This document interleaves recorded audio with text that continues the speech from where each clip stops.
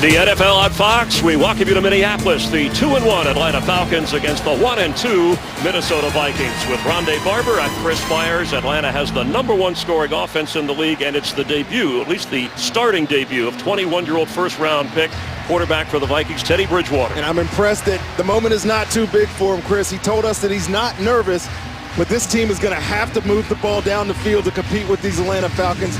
They are explosive with Matt Ryan. Julio Jones is back. This will be a fun game to watch, Chris. And Atlanta won the toss. Of course, they want the football. They've lost 8 of their last 9 games on the road. Devin Hester, the all-time return king. And a week ago, Thursday, 56 points put up for the Falcons. Game 4 underway. Atlanta, Minnesota, Devin Hester, and they're not going to give him a chance. Matt Ryan will lead the offense from the 20-yard line. He's only missed 2 games in his entire career, and coming off a performance where he completed 21 out of 24, setting a team record just over 87% completion against the Buccaneers, who, by the way, upset the Steelers today in Pittsburgh. Great win for the Buccaneers today, but they were completely annihilated last week by Matt Ryan. Julio Jones, who was leading the league in receivers coming into this week, will be a big target for him. We'll see if that combination can get going early here. Roddy White and Jones, top of your screen. Steven Jackson in the back.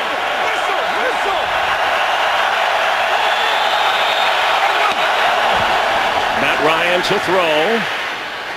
And incomplete. The coverage excellent over there by Xavier Rhodes on Roddy White. The Atlanta offense, they're without their third receiver, Harry Douglas, out with a foot injury, so we'll see more of Devin Hester and Courtney Roby. Yeah, Devin Hester, obviously the big return guy for this, but getting an opportunity to play wide receiver in this offense, we'll see a lot of him today. Hester in the lineup, on the field on 2nd and 10.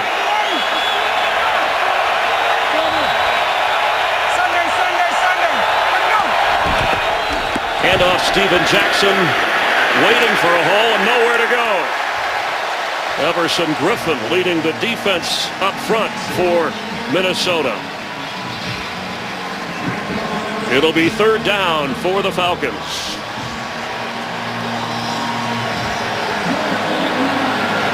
We welcome those of you that watch the Buccaneers upset the Steelers. Rondé Barber, Chris Myers, Jennifer Hale. Just underway in Minnesota. 3rd down, first possession for Atlanta from the 20.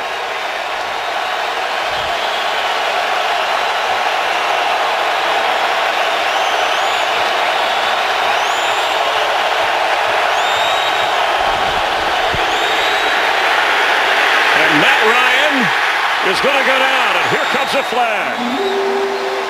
Sharif Floyd with the sack.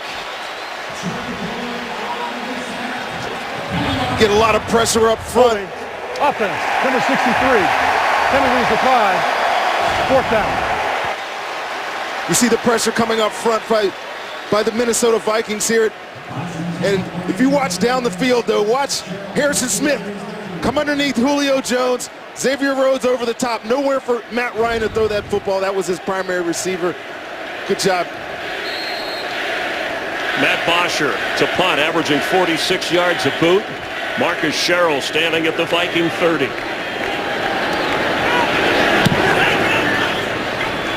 Fair catch called for.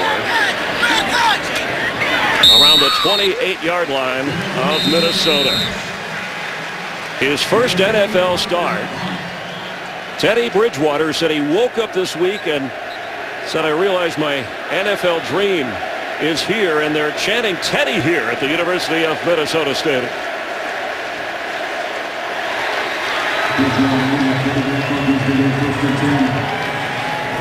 Teddy had an opportunity to play last week against New Orleans. Like I said in the open, the moment wasn't too big for him, but he's got a big test in front of him today. He's going to have to put up some points, Chris, I think, to be able to compete with this Atlanta Falcons, and especially that offense. Matt Asiata in the back. Bridgewater throwing and gets it to Asiata, who will be stopped short of the 30-yard line. This Viking offense missing 4 starters, so different from the opening lineup that started the regular season. Of course, no Adrian Peterson, Kyle Rudolph, Brandon Fusco, the right guard is out, Matt Castle injured out for the year on injured reserve. I really believe they're going to have to run the football today, Chris. This offense cannot survive alone on Teddy Bridgewater's arm. We know he's got some talent, but they've struggled to run it. They're going to have to run it well today. Bridgewater throwing again. Pass caught right around the 29. It'll be 3rd down, and this Atlanta defense, they use a lot of different players, and it's really kind of a 3-4 that can turn into anything else they wanted to. That's exactly right. The 3 guys up front, married with Corey Bierman and Jonathan Massaquoi. We'll see a lot of OCU Manure on 3rd downs. Corey Peters, can't really tell what they're going to do, but they do a lot in Mike Nolan's defensive scheme. Cordero Patterson, top of your screen on 3rd down and 7. 3 wide receivers. Hey, kill it, kill it. Pass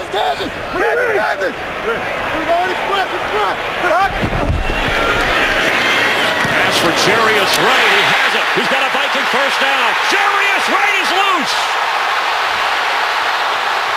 All the way inside the 20 of Atlanta.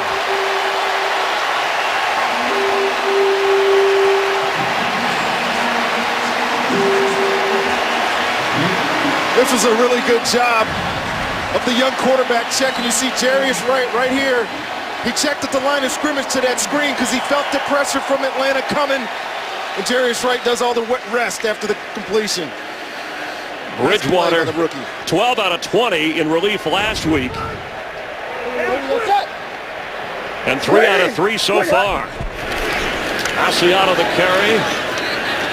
Not much happening on the ground. Asiata came in averaging 3 yards a carry. This is his 3rd start this season. The Vikings have the 3rd youngest roster in the NFL behind the Rams and the Jags, and their 21-year-old quarterback part of that. But one who overwhelmed the team when he sat and talked with them in pre-draft meetings with his professionalism and his maturity.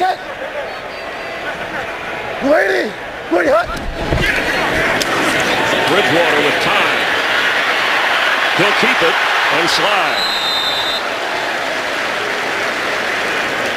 He's a mobile quarterback, but one that doesn't necessarily look to run a lot. He doesn't want to run, and when he does move in the pocket, as you watch him in the preseason, he's looking to throw the football. He's not one of these guys that's going to scramble and look to make a bunch of yardage. You saw him there. He got an opportunity to run. He went down with it immediately when he wasn't going to get the extra yards. Norv Turner noted to us that he doesn't want him to be a running quarterback either. On 3rd and 4, Jarius Wright again. That's what sprung the play before. He's got it inside the 6 for a 1st and goal Vikings. You'll notice all these easy throws. You got a rookie quarterback. 1st game, a lot of pressure, playing at home. Get the ball out of his hand quickly, get it to his playmakers so he doesn't have to do too much. Let the moment come to him. Don't try to force it on him, and they're doing a good job of that so far early in this game. Vikings had 34 points in week 1 in St. Louis, only 16 points in the 2 games since. Patterson goes out to the left, top of your screen, with Jennings in the slot.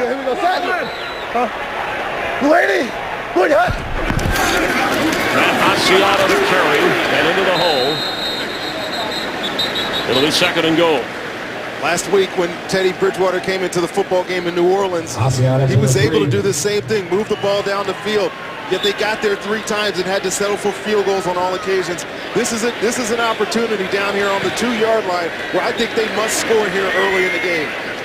Vikings come in having gone 20 possessions without scoring a touchdown. Remember, they scored on their first possession against New England. That was back in this stadium, week 2. Adam Thielen checks in at receiver. High snap. Matt Asiata has it and a Viking touchdown.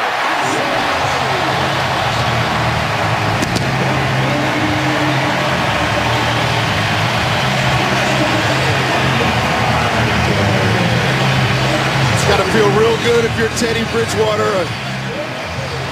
100% completion on that drive. Goes all the way down the field to make some really good decisions. You're able to run the ball into the end zone in the red zone, which is a plus for any offense. Get home starting off strong here at the University of Minnesota. Blair Walsh for the extra points. Teddy Bridgewater said he wasn't nervous starting his first NFL game. On that drive, 4 out of 4, and his team in the end zone and with the lead. Today's game is sponsored by Southwest Airlines. Without a heart, it's just a machine.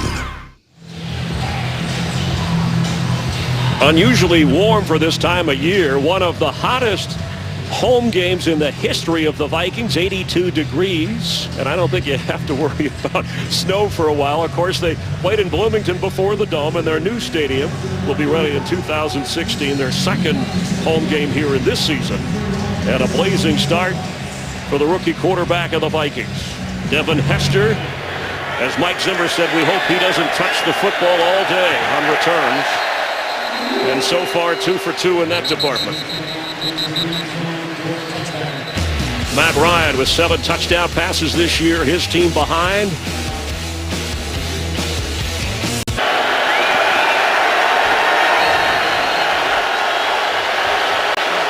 After a 3-and-out the first time they touched the football from the 20.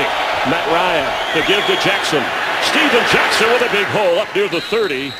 Close to an Atlanta first down. In fact, they marked it just a little bit short at age 31. Steven Jackson coming in. He's the NFL's active career rushing leader, just ahead of Adrian Peterson. He's 31, but he looks like a spry 26-year-old. Part of that because he's going to share the load today with Jacquizz Rodgers and Anton Smith. Devontae Freeman might get some carries too. On 2nd and short, first down, Jackson up across the 35-yard line. Steven Jackson in the eyes of Mike Smith with the other running backs you mentioned, Rondé. 12 to 15 touches should be plenty, so he is well paced for the season. Yeah, he's got a lot of wear on his body. He's look at that, almost 11,000 rushing yards. He'll probably get that at some point this season. But you need him to be fresh year-round so those other guys can share the load. Be much more beneficial for this Atlanta Falcons offense. First down just across the 35. Jackson again. Hit hard.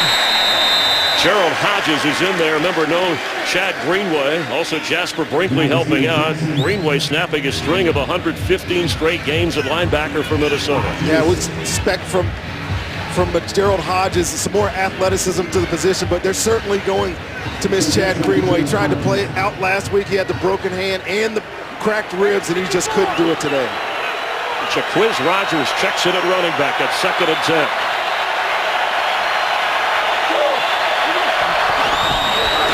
Matt Ryan fires. Caught. That's Julio Jones, run out of bounds. It'll be 3rd down. Captain Munner went on him. Let's check in with Joel Platt for a game break. All right, Chris, out to San Francisco. We go after a 3rd down sack. Trey Burton takes Scooter right into his own punter. It's blocked, and that's Brad Smith for the touchdown. And the Eagles up early, 7-0 in San Francisco. Back out to Minnesota. Chris, Rondé, and Jen. Thank you, Joel. And here on 3rd down, 5 defensive backs come in for the Vikings. Jacquizz Rodgers the back. Check out Julio Jones. He's up here all by himself. Harrison Smith underneath him to start. Let's see if the same defense. Ryan to throw and open. That's Roddy White down to the 36 of Minnesota, welcoming back the veteran of 10 years. Last year missed 3 games, coming off a hamstring. Roddy White. It's on the right side of your screen over here. You'll see him come in as we start this play and put all the emphasis over there on Julio Jones. But Roddy White, he's a great complimentary receiver. He's the leading all-time Atlanta receiver for a reason. He's back off injury from last week. Still doing it. On first down, Jacquizz Rodgers gets inside the 35 of Minnesota. Second possession for Atlanta. Vikings scored on their first possession as Bridgewater in his first NFL start, 4 out of 4, and Matt Asiata scoring the touchdown. Mike Smith, despite the 4-win season last year with all the injuries, has averaged double-digit wins. Part of the reason that for that road record right there is because Matt Ryan hasn't been efficient. He had 3 interceptions week 2 in Cincinnati. He leads the league in interceptions on the road since the beginning of 2013. He'll have to be better today. Devontae Freeman checks in at running back. Second and 8, 35-yard line. Freeman catches the floater from Ryan and goes out of bounds around the 30. Harrison Smith ran over there.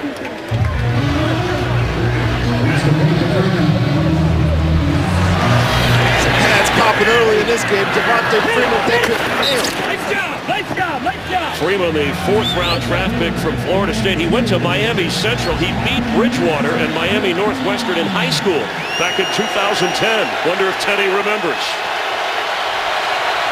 On 3rd and 2, Anton Smith checks in.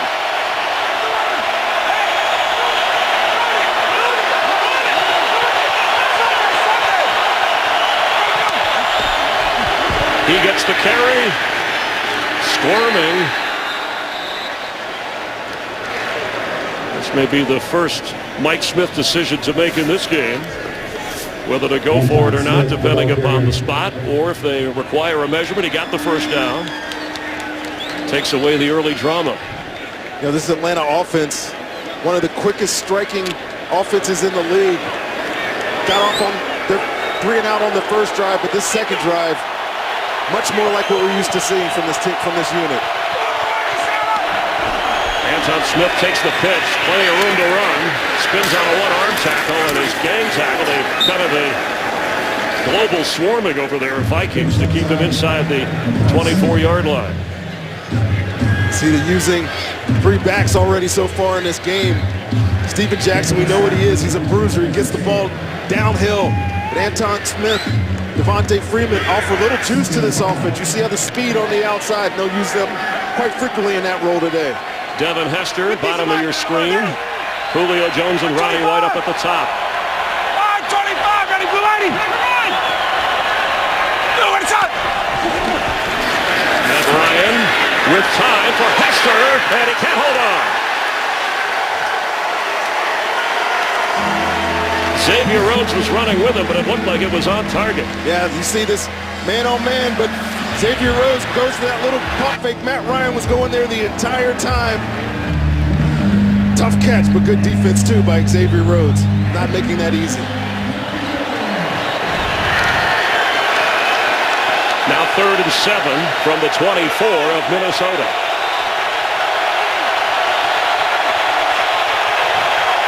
You got Roddy White and Julio Jones, both of them up here. Matt Ryan likes the coverage, wide open. That's going to be a touchdown, Atlanta. Roddy White. You called pre-snap, and it looked like confusion in the Vikings secondary. Absolutely. The Vikings showing some blitz here, so you know these 2 guys are in man-to-man coverage. You see them give the signal. They're going to bracket that. One guy had to take Roddy White there. They messed up the communication, and he's wide open for an easy throw and catch for the touchdown. 24-yard touchdown pass on 3rd down for Matt Ryan. Matt Bryant on for the extra point to tie this game.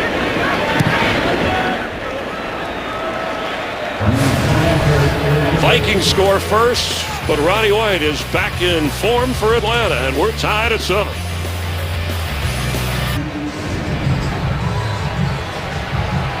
Rondé Barber, Chris Myers here in Minneapolis, where the Falcons have just tied the Vikings at 7.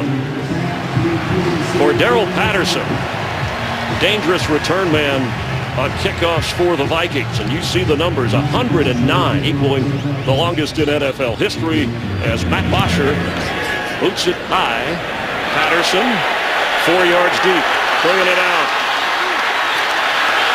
For Darrell Patterson, he gets a block. Run out of bounds across the 45 of Minnesota.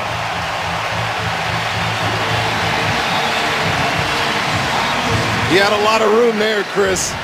Not very rare that you see him get that much room and not take this to the house, but you see the blocking up front. There's a crease. He jumps through it, and it's only the kicker. I'm surprised he's not in the end zone.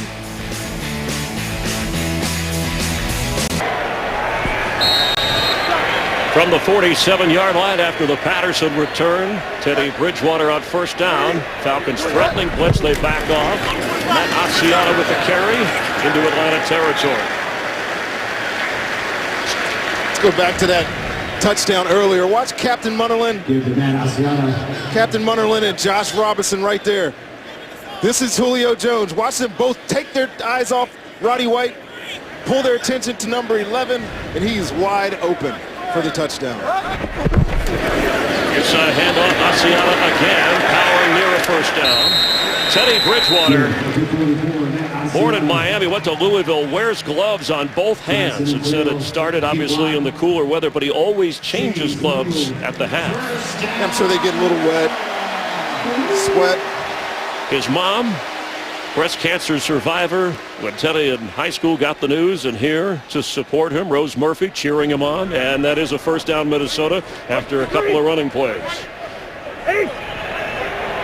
Set. Whoa! Reduce it. Lady! Time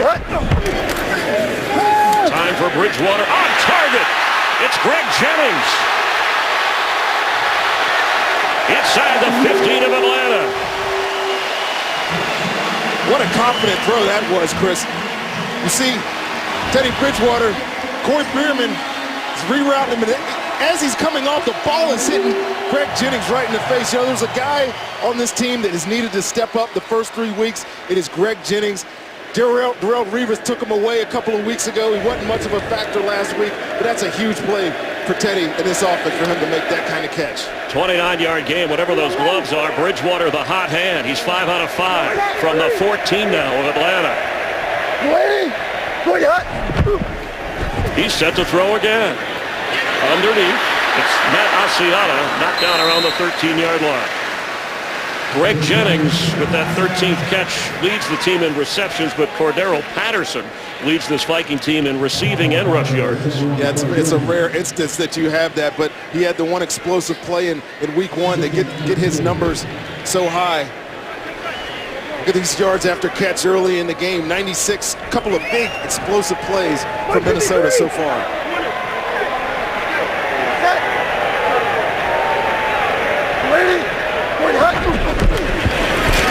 And off Matt Asiata, yes, another Viking touchdown.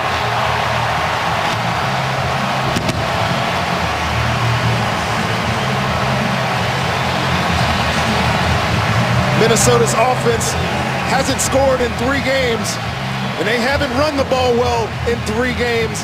But today, Khalil, Johnson, Sullivan, and Dukas up front, all these guys, look at the push they're getting on these Atlanta Falcon D linemen, and Matt Asiata running with his head down, falls in for his 2nd touchdown of the game. They have used the pass to set up the run. It's a page out of the Atlanta offensive playbook as Blair Walsh lines up to make it 14-7. 2 possessions for the Vikings, 2 touchdowns. Both of them scored by Matt Asiata, but Teddy Bridgewater has aired it out to get him there. This October, history made as baseball's postseason moves to America's new sports network, Fox Sports 1. It's your home for baseball's National League Division and Championship Series. It begins Friday. Cardinals and Dodgers. Imagine Wainwright and Kershaw and the wild card team playing at Washington against the Nationals. Who will take it to the World Series? You'll find out this October on Fox Sports 1. Touchback so far, and that's again what Blair Walsh does to not allow a chance for Devin Hester and a return. We welcome you up to the booth here at the University of Minnesota on a warm day. 52,000 plus enjoying this, and what a start for Teddy Bridgewater. Yeah, Teddy's been really sharp. I think North Turner's doing a great job so far keeping it simple for Teddy. The ball's out of his hands quickly. The running game is establishing itself, which it hasn't done in 3 weeks. So this is encouraging for this offense. Their defense has been really good so far, except for the one miscue on the touchdown. North Turner, offensive coordinator upstairs. His son Scott Turner, the quarterback coach for Bridgewater, calling in the plays on the sideline. Meanwhile, Matt Ryan handing to Steven Jackson.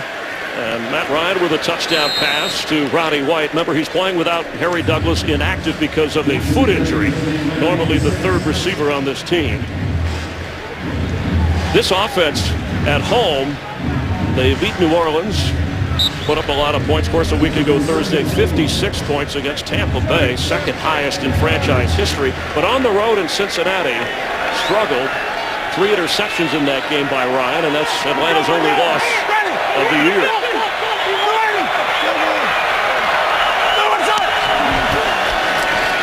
Jackson has it and lunges to the 30, near a first down for Atlanta. Third down. Matt Ryan is 4 out of 6 so far in this game. Steven Jackson has carried 6 times. And just short, it'll be third and less than a yard here as the first quarter is winding down.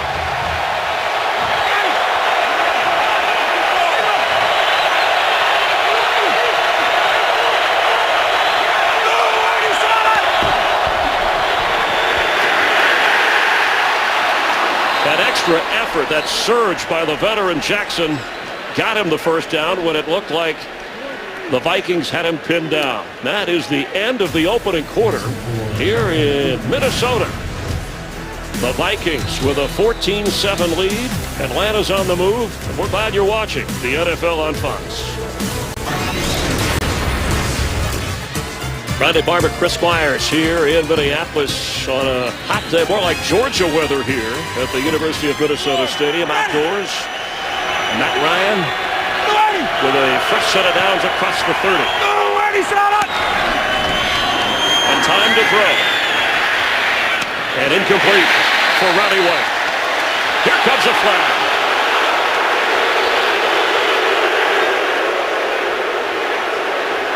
Xavier Rhodes over there covering.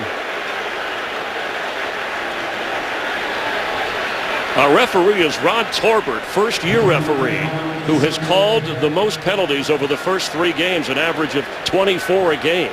Most in the NFL this year, but we did not have a penalty accepted in the opening quarter. Only one that was called. Yeah, this crew has called a lot of the deep defensive pass interference, illegal contacts. There is no foul on the play for offensive pass interference. It's an incomplete pass. Second down. You played in the secondary. What do you think? I think this is a good no call. You'll see Xavier Rhodes and Roddy White. And Xavier Rhodes has the right to hold his position there. Roddy White comes out, puts both hands on him, but it didn't affect the play. And Xavier Rhodes made it. So good job picking up that penalty there.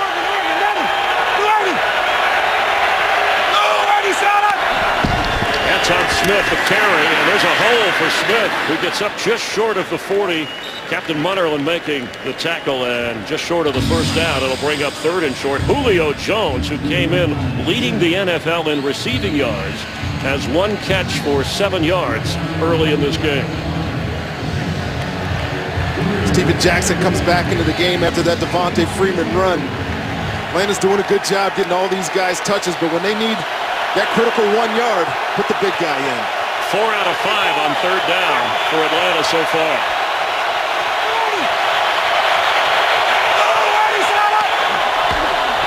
Matt Ryan to throw. And he's going to go down. There's a flag in the secondary. Linval Joseph and Brian Robinson caught up to Ryan.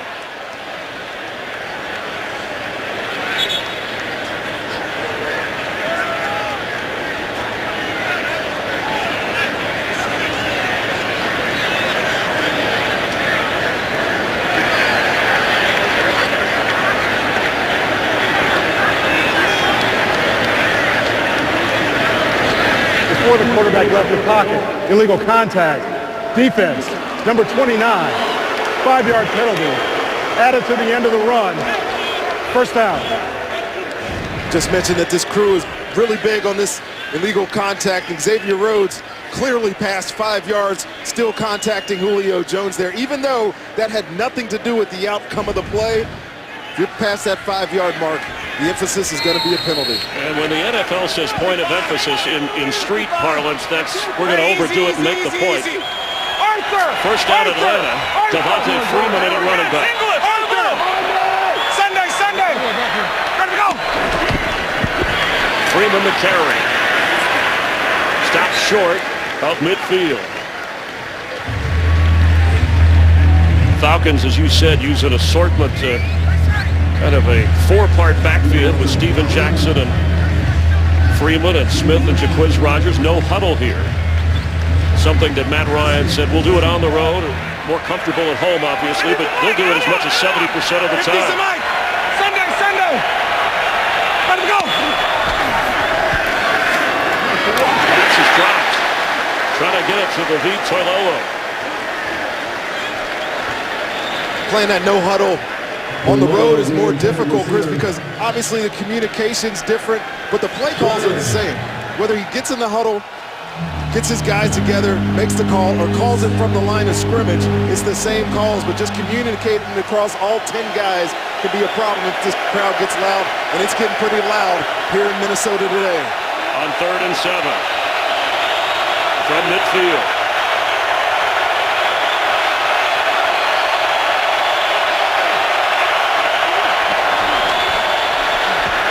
Matt Ryan, incomplete. Roddy White was the target. Couple of drops early. Saw Toilolo missed the ball before this. This is a nice throw release by Matt Ryan, right on target for Roddy White. He had to extend, but it was still another drop for the Atlanta Falcons. Atlanta came in having just 2 drop passes over the first 3 games, among the fewest in the league. Matt Bosher to punt.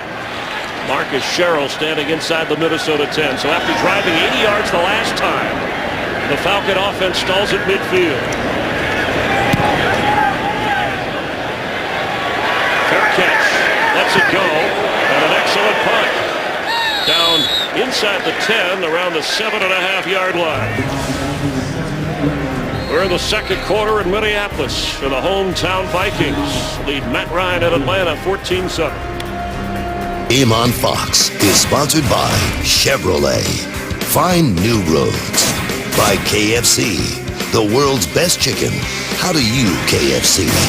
And by T-Mobile.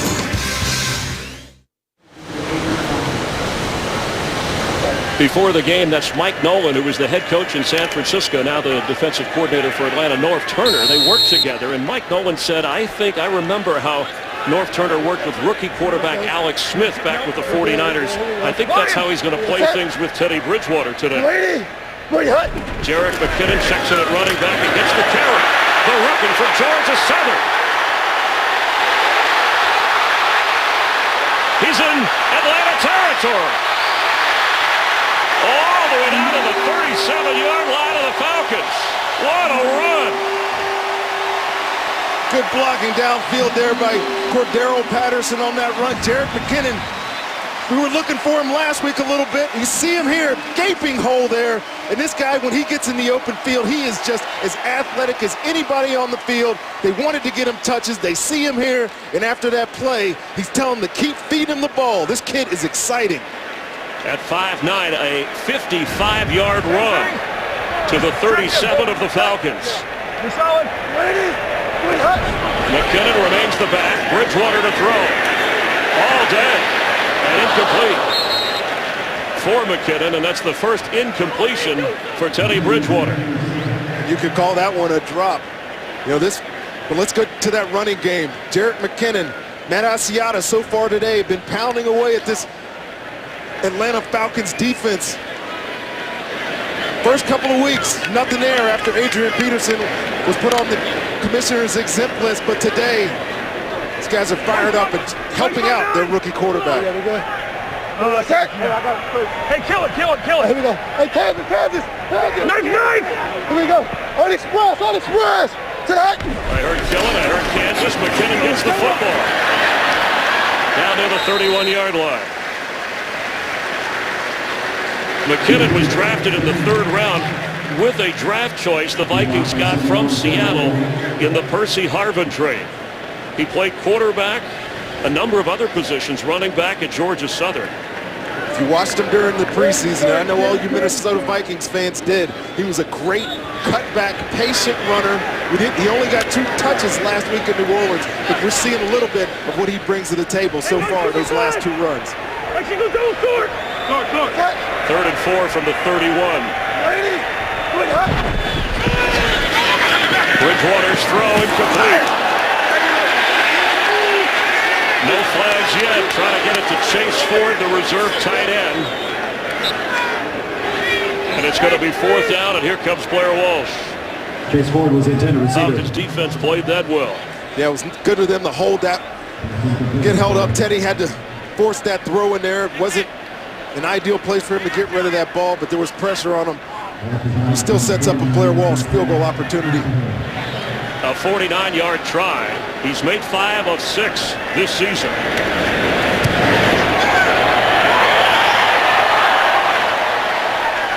It sailed on him.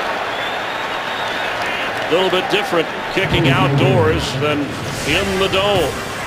But an impressive drive nonetheless. Atlanta takes over, trailing by 7.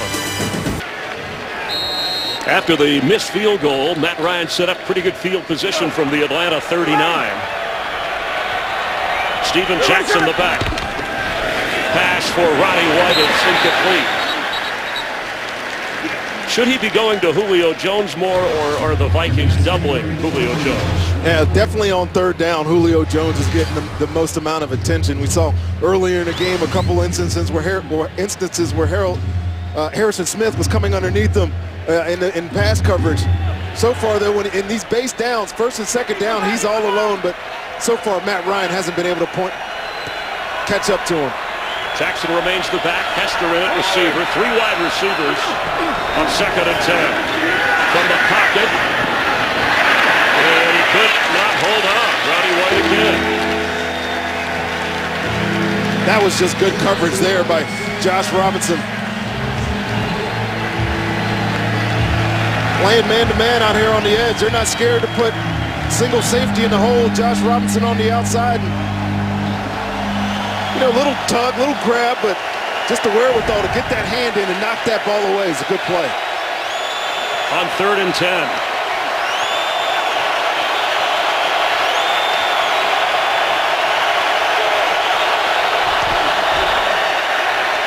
Matt Ryan.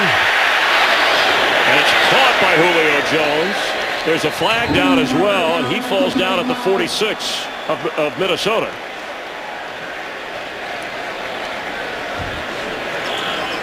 Flag was in the backfield. Illegal use of hands to the face. Defense, number 97. That penalty is declined. Result of the play is a 1st down.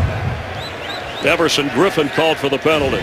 Yeah, it still went to double Julio. Josh Robinson's man to come. You'll see Anthony Barr right there come in underneath. Try to take away that window, but Matt Ryan with that great protection. Jaquiz Rogers, they go without a huddle. Here comes a flag on the back end of the play. Matt Ryan had enough protection in order to get that ball out, step up in the pocket, and find his guy. Offense, number 61. It's a 10-yard penalty. Replay, 1st down. The call on center Joe Hawley.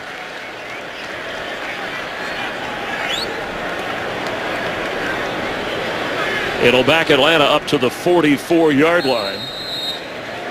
Mike Tice, former Viking head coach, the offensive line coach in Atlanta, who Matt Ryan raved about, said it's been a big difference. The addition of Jake Matthews.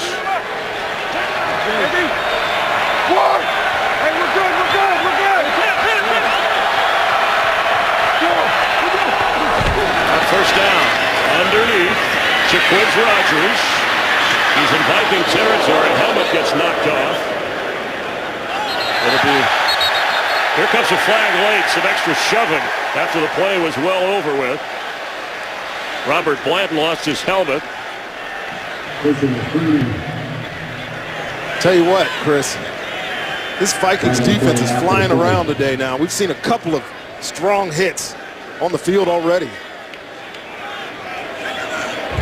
After the play was over, personal foul, unnecessary roughness. Offense, number 32. That 15-yard penalty is assessed from the end of the run. The down counts. It's 2nd down. Jaquiz Rogers called for this. I know it takes a couple of hits there. 4 or 5 Vikings just pounding into him. I know he's just frustrated. You just can't do that. It seemed simple enough, but in the eyes of the officials, another emphasis cut down on the unsportsmanlike play by players against your opponents, and there it was. Atlanta going backwards at their own 37. They need to get all the way to the 36 of Minnesota. Jackson underneath.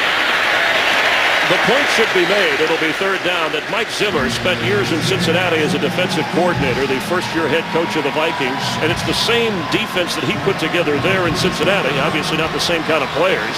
But that gave Atlanta a hard time in week 2 on the road. And that's the same scheme anyway that the Vikings run here. Same scheme, but Atlanta at least through this week had a chance to prepare and know what to expect from a Mike Zimmer type of defense. The same that they saw week 2 in Cincinnati. They'll definitely try to protect the ball, especially on this third and long situation now. They need 20, and Ryan's on the run. Pass is caught by Julio Jones, and he got the first down at the 35. And Matt Ryan and his athletic ability to keep moving and waiting for his receiver to get open made it happen. Just some undisciplined play, though, here in the secondary by the Minnesota Vikings. Matt Ryan forced out of the pocket by the pressure. They're just sitting in zone. Cover up a guy. Don't let, especially number 11, alone by himself. Stepped up when Matt Ryan got out of the pocket and left the number 11 wide open. A 21-yard completion. And tough running, Steven Jackson inside the 30 of the Vikings. Atlanta's touchdown drive came on 11 plays covering 80 yards. And they were backed up on a 3rd and 20. And that conversion set them up in field goal range here on 2nd down 4. Anton Smith checks in as running back.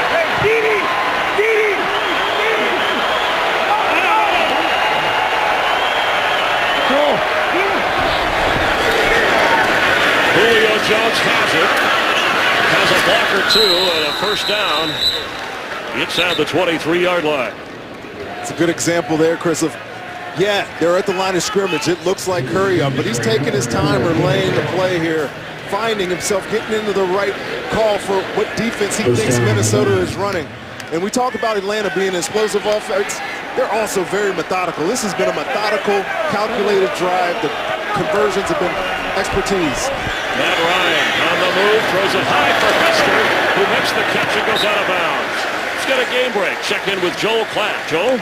All right, let's go out to San Francisco, and Colin Kaepernick showing off his athleticism, rolling to his left, one-footed. He's going to throw all the way across the field to number 21. That's Frank Gore. 55 yards later, he's in the end zone, and the 49ers up early, 10-7. We've seen this story before, guys. Chris and Rondé, back to you. Thank you. The Eagles came in second in the NFL in scoring behind these Atlanta Falcons, both with only 7 today. 25! Check, check! Check, check! Sunday! Here we go! 2nd and 10. Complete at the 20. It's Hester. It'll bring up 3rd down. Devin Hester, who we know about his return accomplishments, but said when he came to Atlanta, he told Mike Smith, I want to earn the right to be on the field and be part of the offense as well. I'll tell you what, he's in Chicago last year. When Lovie Smith was there, they utilized him as a wide receiver. But when Trestman came in Chicago, they did not want to use him in that role, and he came here to be used in that role, and he's getting the opportunity with Mike Smith. Left guard Justin Blaylock of the Falcons is the injured player. You're watching the NFL on Fox here in Minneapolis. This game is sponsored by Microsoft Surface, the official tablet of the NFL. Gabe Karimi has come in at left guard for the injured Blaylock. Atlanta better than 87% in the red zone this year, best in the NFL. From the 15 on 3rd and 3. Ryan has trouble with the snap. On the run, completes inside the 5 to his tight end, Levine Toilolo. And the calm and cool of Matt Ryan made that play work. Total broken play here, and as he scoops up this fumble, he looks like he's going to run. He's able, and the 2 inside linebackers from Minnesota step up. Anthony Barr there, Gerald Hodges, and he just dumps the ball over his head to Levine Toilolo for the first down. 1st and goal, Jaquiz Rogers the back for Ryan. Make that Steven Jackson in. Jackson the carry. And a surge again, and he's in for the, one official says touchdown, Steven Jackson.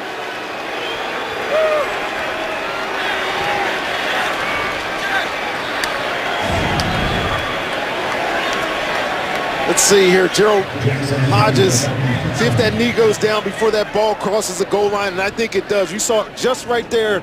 It's going to be about on the half-inch line if they go upstairs and review this. And the command center taking a close look.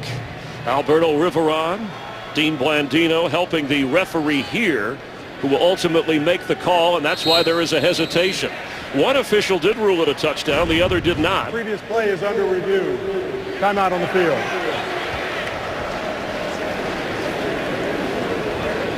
Ruled a touchdown and being reviewed.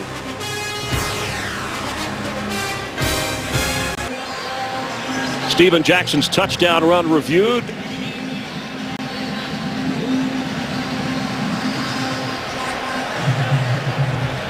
After review, the ball was at the half-yard line when the runner's knee touched the ground. It'll be second down and goal from the half-yard line with the ball in the middle of the field. There will be no clock adjustment. The clock will start on my ready for play. Yeah, as we looked at this replay, he's clear that his knee is down right there. Ball short of the goal line. Going to be second down on the half-yard line. Well, you spotted it right away, and in our command center, our rules analyst back at the Fox Network Center in Los Angeles, Michael Pereira, agreed with you, and the officials getting it right. Jackson remains the back. He gets the fake. Matt Ryan flips it. It's a touchdown, Falcons. Patrick DeMarco. You could hear the giggling all the way up here, the fullback. I think everybody in the stadium, certainly on that Minnesota Vikings defense, thought this was going to be a stretch run to Steven Jackson. But Patrick DeMarco slips out into the flat, uncontested, and another easy throw from Matt Ryan and a touchdown. DeMarco, his fourth catch of this season, his first touchdown with all those other running backs carrying the football. He gets 6, and now the extra point for Matt Ryan. And at one time facing a 3rd and 20. Matt Ryan with a touchdown toss, and we're tied. Tomorrow on Fox is fall's #1 new drama, Gotham. It's an epic battle of good versus evil. Check out the new Gotham, followed by an all-new Sleepy Hollow. That's tomorrow night on Fox. With Rondé Barber and Jen Hale down on the field, Chris Myers. Glad to have you watching from the University of Minnesota on a sun-splashed day over 80 degrees. And Cordero Patterson, who had a spectacular return to set up Teddy Bridgewater and the offensive 49 yards. Hopes to get involved in the offense. We haven't seen a touch from him yet today on offense. I think they have to get him a little bit more involved here. He is certainly one of their bigger playmakers. And they want to keep it away from him. Wisely done on the part of the Falcons. Well, the Vikings talked about this despite starting their rookie quarterback. They didn't want to get into one of those track meet scoring affairs with the Falcons, but I guess Atlanta's not leaving them much choice. Well, Atlanta's one of those teams that once they get rolling, they're rolling, and Minnesota's going to have to keep this going, especially with Teddy Bridgewater. I mean, I've been impressed. Early completion success, getting the running game going. Seems like they're going to be able to keep up with this pace so far. Bridgewater, 6 out of 8. He has not run with the football, actually won on a failed play, but not a designed run. On first down, Matt Asiata powering it across the 26-yard line. Let's get a game break again and check in with Joel Klatt. Joel? All right, Chris, how about Darren Sproles for Philadelphia? His face mask gets grabbed. Don't worry, there was a flag for that, but then he's gone. Motoring down the field. That's a touchdown. 3 non-offensive touchdowns for Philadelphia in this ball game. They're up 21-10. Chris and Rondé. Thanks, Joel. And San Francisco, disappointing start to the season. Matt Asiata on second down. Nowhere to go. It'll bring up 3rd and a couple. Let's check in down on the field with Jen Hale. Well, Chris, Justin Blaylock and these Falcons trainers have been fighting to get his lower back stretched out enough for him to be able to return to this game, but so far he is questionable. Meanwhile, William Moore, safety for the Falcons, is also questionable with a shoulder injury. Chris, I can tell you the heat is certainly affecting both sidelines. Several Vikings players have been using oxygen, and Tyson Jackson on the Falcons sideline tells me it's hotter right now in Minneapolis than it's been in Atlanta this week, Chris. Matt Asiata all the way up to the 40 with an Atlanta first down. 3 straight runs from the Viking offense. Well, it's just kind of stating your authority here. This offense all year long has been struggling in this run game, but look, you get the double team on the nose tackle there. Matt Asiata just sticking his head forward, getting the tough yards, identifying themselves on offense today, Chris. The undrafted free agent, fake pass wide open. Rhett Ellison with a first down at the 41 of Atlanta. And an excellent fake from Bridgewater. Yeah, the balance of this offense right now, North Turner's doing a really good job mixing it up. Obviously, a guy like Teddy Bridgewater, with his versatility, is able to do this. They look really good moving the ball right now, Chris. Kind of a delayed handoff to Matt Asiata, as if Teddy Bridgewater didn't want to give it up there. He's starting at his 4th game in the NFL, of course, as a pro, and as a true freshman started in his 4th game for Louisville and revived that football program. And I think the Vikings, because of what's happened here, hoping that he could become the face of this franchise.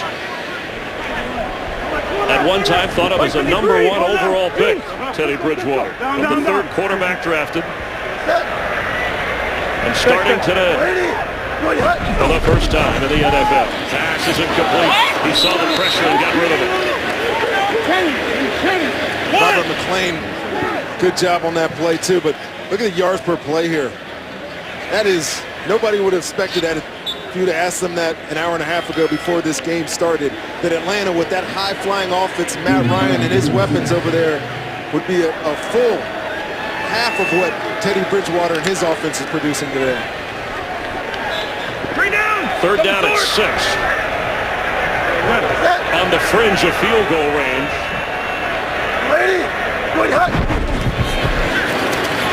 Time for Bridgewater. And open. Jarius Wright. Teddy Bridgewater looks as calm and cool as any 21-year-old could possibly look in the pocket.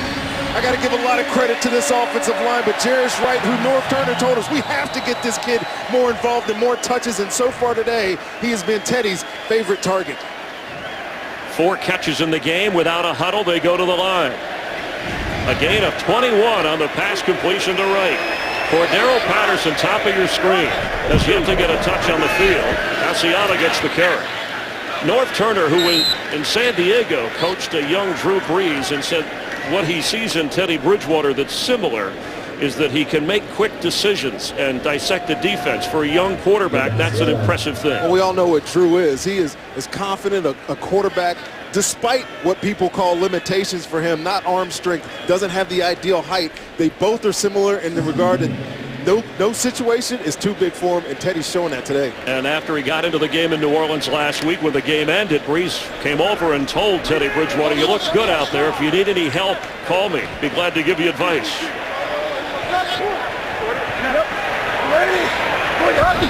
On 2nd and 8. Room to run if he wants it. There goes Bridgewater. And touchdown, Teddy Bridgewater.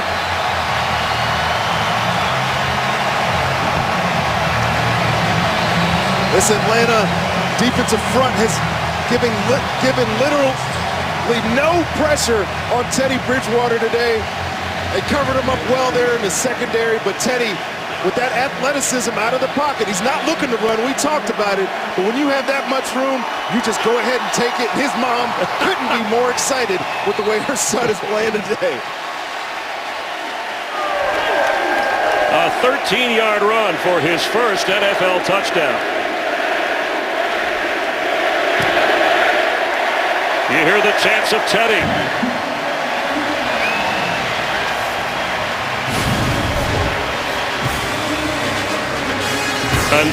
80-yard drive capped off by the 21-year-old rookie quarterback.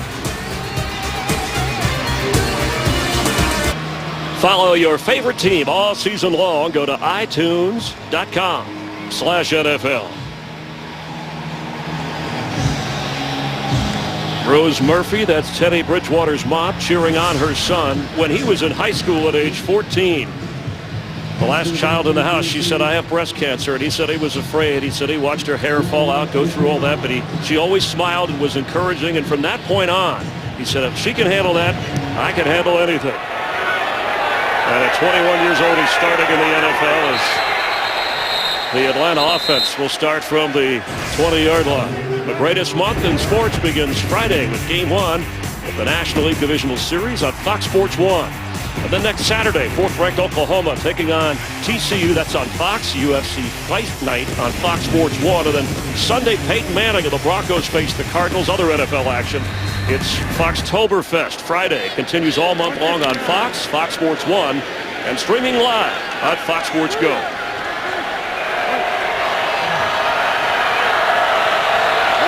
From the 20, first down, Matt Ryan, 13 out of 20. He's got 2 touchdown passes. Devontae Freeman as a receiver at the bottom of your screen. Matt Ryan goes that way. He falls down across the 25. Well, if any team can get into a scoring affair track meet and do well, home or road, it's Matt Ryan and the Falcons. Absolutely. He thrives in these situations. He loves to have the ball in his hands, and he's got an opportunity here at the end of the half to answer that score from Minnesota. All 3 timeouts for Atlanta. That's incomplete for Ronnie White. The coverage close, but no flag. Josh Robinson's all over the place today. He's their 3rd corner, but he's playing a lot because Atlanta has 3 receivers on the field most of the game, and his assignment so far today has been tracking around Roddy White, and he's made 2 or 3 great plays on passes so far today.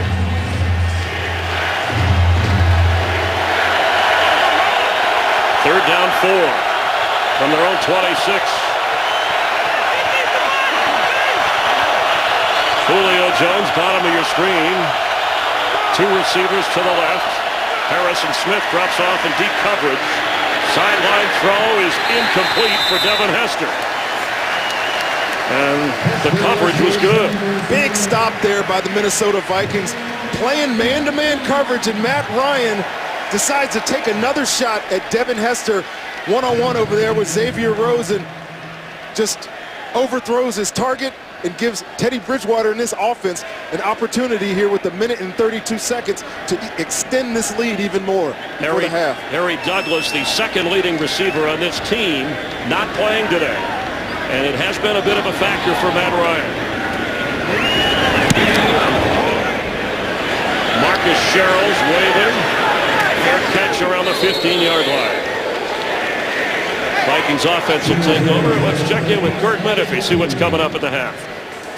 All right, coming up on the Visa halftime, the Packers bounce back behind a big day from Aaron Rodgers. Steve Smith leads the Ravens to a blowout over his former team. And finally, the Bucs show how to complete the comeback in Pittsburgh. Those highlights and more coming up on the Visa halftime. Thanks, Kurt. And this Viking offense has been so good that they haven't had to punt the ball today, which means that Devin Hester has not had a chance there, and obviously they've kept it away from him on kickoffs. Well, if they were going to punt, I don't think that ball's going to him anyways. Mike Zimmer said, I think we're going to kick it out of bounds if he ever gets that opportunity, if he ever get an opportunity to. Teddy Bridgewater drives, touchdown, missed field goal, touchdown. McKinnon carries. All 3 timeouts for the Vikings, and the Falcons will use one here, so they'll have 2 remaining in the half, and you see how much time, 1 minute 18. Vikings will get the football to start the second half. If you would have told me that Cordero Patterson would not have a touch, this Minnesota offense would still have 21 points in the first half of this game, I'd say no chance. But you'd also not believe that Jerick McKinnon has a 55-yard run and Jarius Wright has a 52-yard completion. The explosive plays that have come out of this offense so far today have really balanced the power of this game.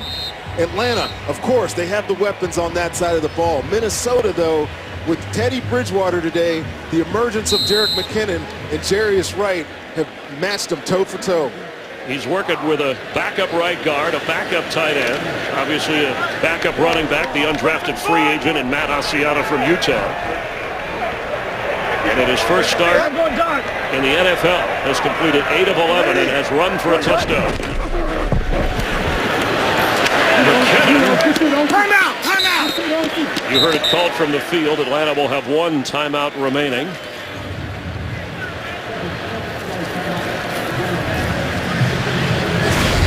First rookie quarterback to start for the Vikings. A historical reference in 1961. 21-year-old Fran Tarkenton coming off the bench.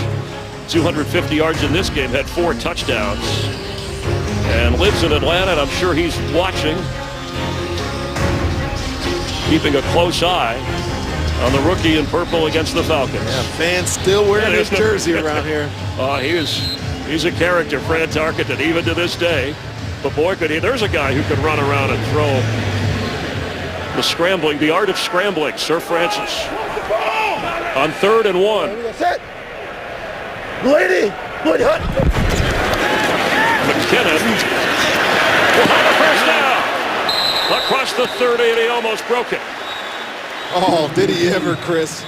He is 1 trip away from going 60-something yards here. Jerick McKinnon, we know what kind of speed he has. Watch this. As he turns his corner, his own guy. Jerome Felton trips over his legs, or I think he outruns Prince Shimbo to the goal line there. Vikings use a timeout. Minnesota will have 2 remaining. Atlanta was hoping their defense could force a punt. But now with 1:09, the Vikings might be thinking, let's get some extra points here. Yeah, Mike Zimmer, I think he's got to be thinking, let's steal a possession here. You get a punt at the end of the half from Atlanta. You're able to get out of your red zone, which he is. You can get 30, 40 yards and set up maybe a long Blair Walsh field goal attempt. Walsh has missed one earlier where the Vikings would have more points. He hesitated and incomplete. That was the first time that Bridgewater wasn't sure about where he was going with the football today. Look at his scoring this season. Those other 2 games, not very effective getting the ball into the end zone. We talked about how many quarters it had taken them to score, but 21 points in the first half today. And this offense with Teddy Bridgewater at quarterback looks way more efficient than it ever did with Matt Castle. 2nd down 10.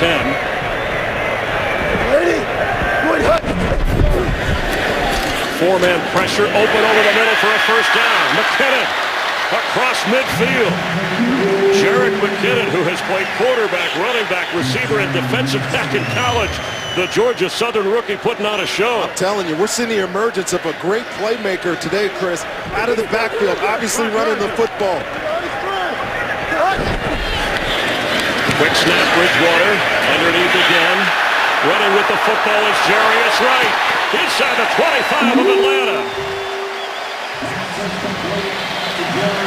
Mike Nolan's defense hasn't been able to create much pressure this year. They've got 3 sacks. All of them came last week. Watch Jerick McKinnon right here come up and pick this blitz up, allowing Teddy Bridgewater to find who is his #1 receiver so far today, Jarius Wright, for the big gain and giving them an opportunity to get more points on the board here before the end of the second quarter. 25-yard gain for Jarius Wright. 5 catches, first career 100-yard gain for Jarius Wright, the 3rd-year player drafted in the 4th round from Arkansas. From the 24 of Atlanta. Bridgewater on target. Chase Ford. 1st and goal Vikings, and we have a timeout. Chase Ford just up off the practice squad because the injury to Kyle Rudolph. They'd had 2 others on the roster, but this is the guy they wanted to get the ball to in the passing game, and Teddy Bridgewater finds his target. I tell you, I can't tell you how impressed I am with Teddy Bridgewater, and the crowd is feeling it. Him too. Teddy's chance throughout this building. He's so poised, he's so calm, making great decisions, moving his offense. He is the 8th different starting quarterback since 2010. That's among the most in the league, back to the Brett Favre days. And has started with a bang. 11 of 15, 197 yards passing. He's run twice, including the 13-yard score.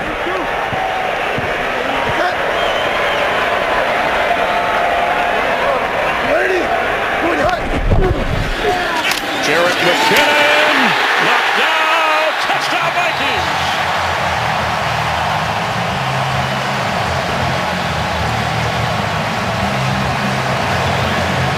It's only right, Chris, that the guy that did most of the work on that drive get the ball there on that handoff, spread you out, thinking they're going to throw the ball to get into the end zone and hand it off to the little, quick, shifty Jerick McKinnon, who finds a way in for the touchdown, make this game 27-14 right before the half.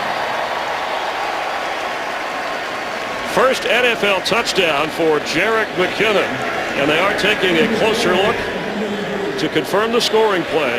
The command center in New York again helping out the officiating crew here. And we had a close call earlier on a Steven Jackson run. Let's take a closer look at this extra lunge here on the end of the play. Again, I keep talking about the play of the line up front, but as he goes down, that ball, I think that's across the line. All it has to do is touch that white line and it's a touchdown, and I don't think there's going to be enough evidence. The officials right there, you see 124. Both line judges on either side gave the indication for touchdown. I think Jerick McKinnon is going to be still celebrating on the sideline here with his first professional score. Get a closer look here. It's going to be close. That elbow's down before that ball crosses. It'd be interesting to see what the call is from New York as Mike Pereira, our rules analyst, with a look at it as well. Watching, Mike? Yeah, I think it's short. You got to take a look at the knee and the elbow that hit with the ball still short of the goal line. So I think they have to reverse this and put it short. And we can take a look at it, and I think it's what you want to focus on is what put him down, what actually puts him down before he gets into the end zone. And watch here. Anything other than the hand or foot, down goes the thigh, down is the elbow, ball is short, so it is not a touchdown. Thank you, Mike.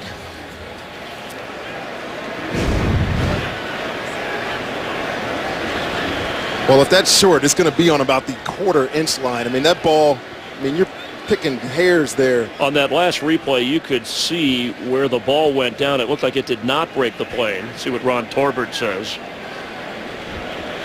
after consulting and reviewing.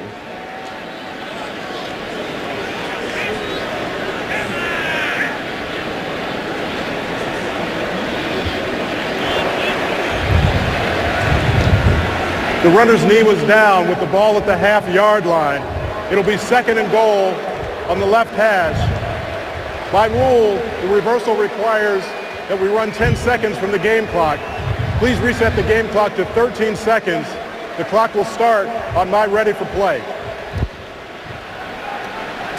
Well, that changes things in terms of the amount of time that the Vikings have to work with. So he'll have to wait, Jerick McKinnon, on his first career touchdown.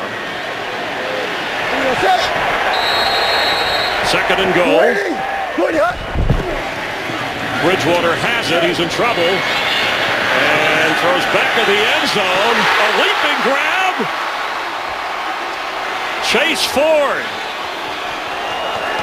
was out of bounds.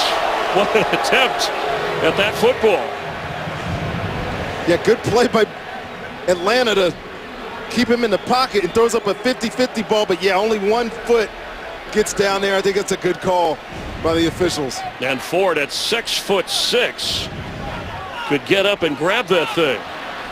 Great catch, 1 foot down, and the rest is out of bounds. But now what's important is there's not enough time to run another play, at least in the eyes of Mike Zimmer. He doesn't want to risk it, so he's going to take the field goal instead.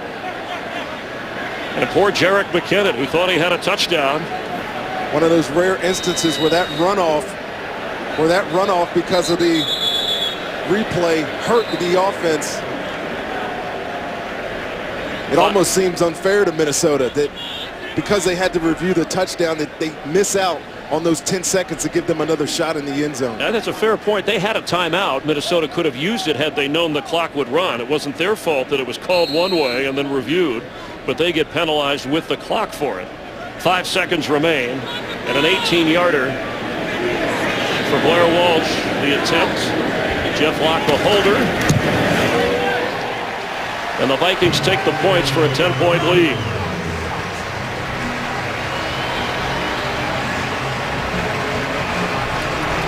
But a spectacular drive with time winding down before the half. Very impressive drive. Just the unfortunateness of the situation with that replay. You hope that those points don't come back and bite you later in the game. It's only a 10-point lead, which obviously would have been a 14-point advantage had that touchdown stood, or they had another opportunity to get into the end zone. We know this is Bridgewater's moment, his stage, but the Viking running game is averaging 8 yards a carry today against this Atlanta defense. We have not seen that in a long time from this Vikings offense. Because of that man right there, young Jerick McKinnon, some explosive runs so far today.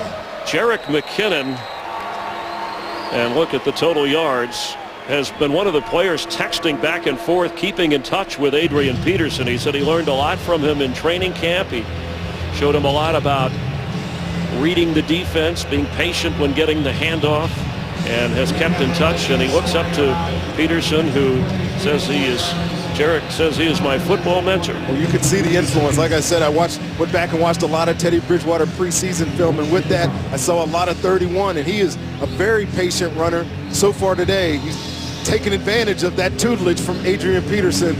It's been some explosive runs today. Devin Hester finally with a chance on the return, and he makes that entertaining. And that is the end of the first half here at the University of Minnesota Field. The Vikings and rookie Teddy Bridgewater at his first NFL start with a 10-point lead. They get the football to start the second half. Let's head to Kurt Menefee in Los Angeles for the Visa Halftime Report. Today's excitement is brought to you by Nissan.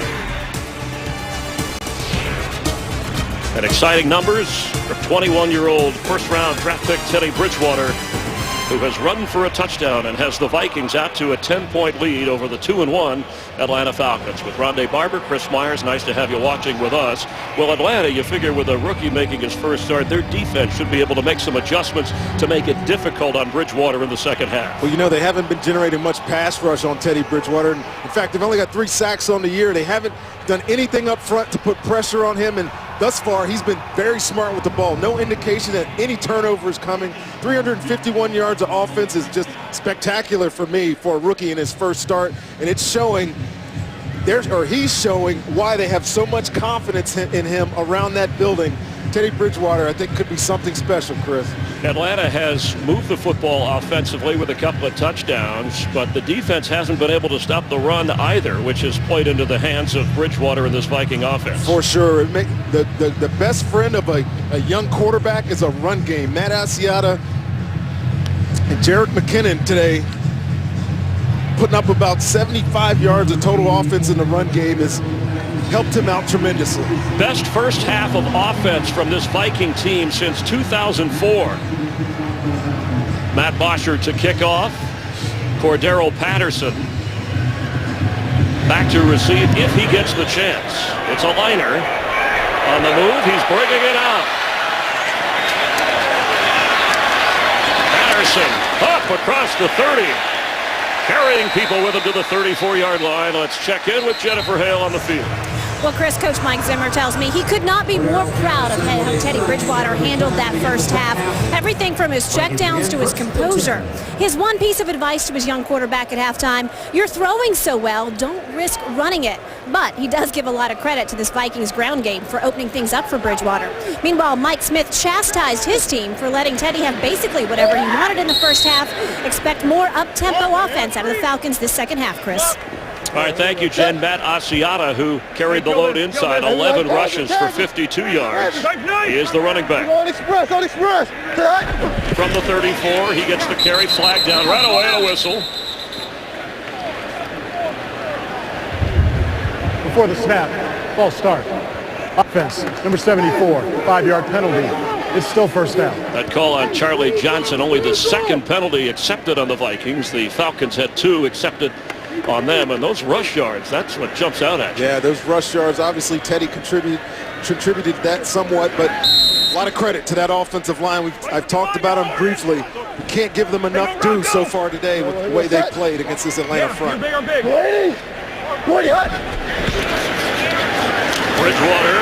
sets up a screen. That's Matt Asiata, who's got some blockers, and it's well run. Back up near the 40-yard line. A healthy pickup after that penalty backed him up. One thing Matt Asiata does really well is catch the ball out of the backfield. The first 2 games of the season, he had big completions, and Teddy's as confident getting the ball out to his number 1 option or the check down as anybody, and more oftentimes than not, that's going to be the running back, and it's Matt Asiata there. Go without a huddle, second down. Jarius Wright, leading receiver in the game with 5 catches on the bottom of your screen. Middle of the field, Cordero Patterson. His first catch of the game, and it's a first down. This offense is working at peak efficiency right now. You'll see the ride option or the read option look. And then Teddy Bridgewater drawing up those linebackers, dumps it in right behind him to Cordero Patterson for the first down. Without a huddle. Delayed handoff to Asiata fighting, and Matt Asiata gains the yardage. You know, North Turner, the offensive coordinator, said in that first game when the Vikings won on the road in St. Louis, we used Cordero Patterson on a run, and he said we wanted to get defenses thinking about that. They've been keying on him ever since. So in a sense, he's been a decoy to allow other players to make their move. Well, again, if you would have told me that they would have had the number of explosive plays that they had in the first half and he wouldn't have had any of them, I would have told you a liar that you were in another stadium. Cordero Patterson is an explosive player, but it's been the other guys today, Chris, that I've been most impressed with. The guys getting their opportunity, and they've shown so far for Teddy in this offense. Second down 9. Bridgewater in trouble here. Gets out of the rush and is on the move. He slides at what looks to be right at the first down marker. You see the dirt kick up from this artificial surface. I tell you what, that is one heck of an athletic move here. Watch this Olay and the spin move off of his own offensive tackle there, Matt Khalil, picking up the first down. Teddy Bridgewater gives this offense so many more dynamics as a quarterback. This offense is much more efficient today. You got to love what Mike Zimmer's got to love what he's seeing. 10-yard run to the 32. He's run it 3 times today, including a 13-yard touchdown run. Matt Asiata falls down at the 28-yard line. The offensive stars, well, the rookie quarterback started it, and the rookie running back, McKinnon, as well. Yeah, you saw the big catch early by Jennings, but it's been this guy, Jarius Wright, who's shown up today, been the most productive receiver on the field, and Jerick McKinnon, we're seeing the emergence of one of the good young running backs, and Teddy Bridgewater. Obviously, we know what he's brought to the table today, and we can't say enough of how impressed we are with the kid so far.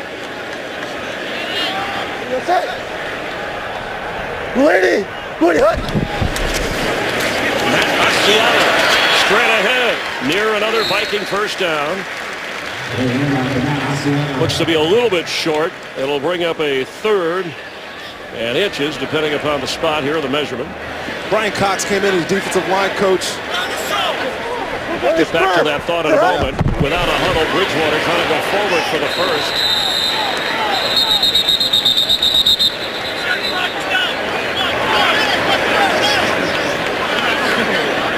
I think he didn't get anywhere near close to that first down. Teddy is not the biggest guy for the position. He's real narrow frame, doesn't have some of that ideal height for a guy that wants to do a quarterback sneak, but it's like Mike Zimmer is contemplating what to do here on 4th and short. Offense is still on the field. This could be a big momentum continuation for the Minnesota Vikings if they decide to go for this. They are 0 for 1 on 4th down this season, and we're going to have a timeout. The Vikings kind of rushed that 3rd and inches, but at the moment going for it. Will they draw Atlanta offside or actually go for it? Today's Game on Fox is sponsored by Southwest Airlines. Without a heart, it's just a machine. By Nissan, innovation that excites. By Miller Lite, back in its original look, it's Miller time. And by Lowe's. Lowe's, never stop improving. Mike Zimmer, frustrated with that series, had to burn a timeout, decided not to go for it on 4th and inches. So Blair Walsh, who has missed from 49 and made from 18, will make from 41. And the Vikings take the second half kickoff and add to their lead. 27-14 with 10:40 remaining here in the third.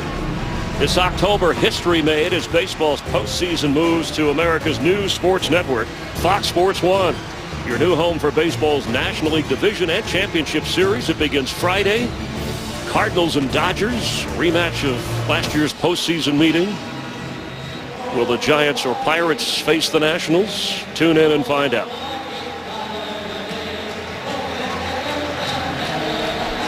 Teddy Bridgewater, 13 out of 18. He's got 225 yards passing and his touchdown run.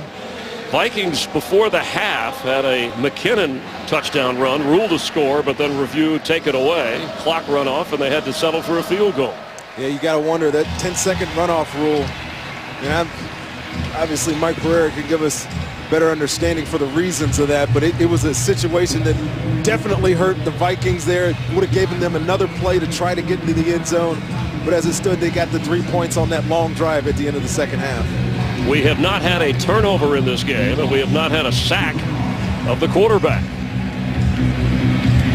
Blair Walsh will not give Hester a chance. Hits the goalpost upright. Let's go back down to the field and Jen Hale.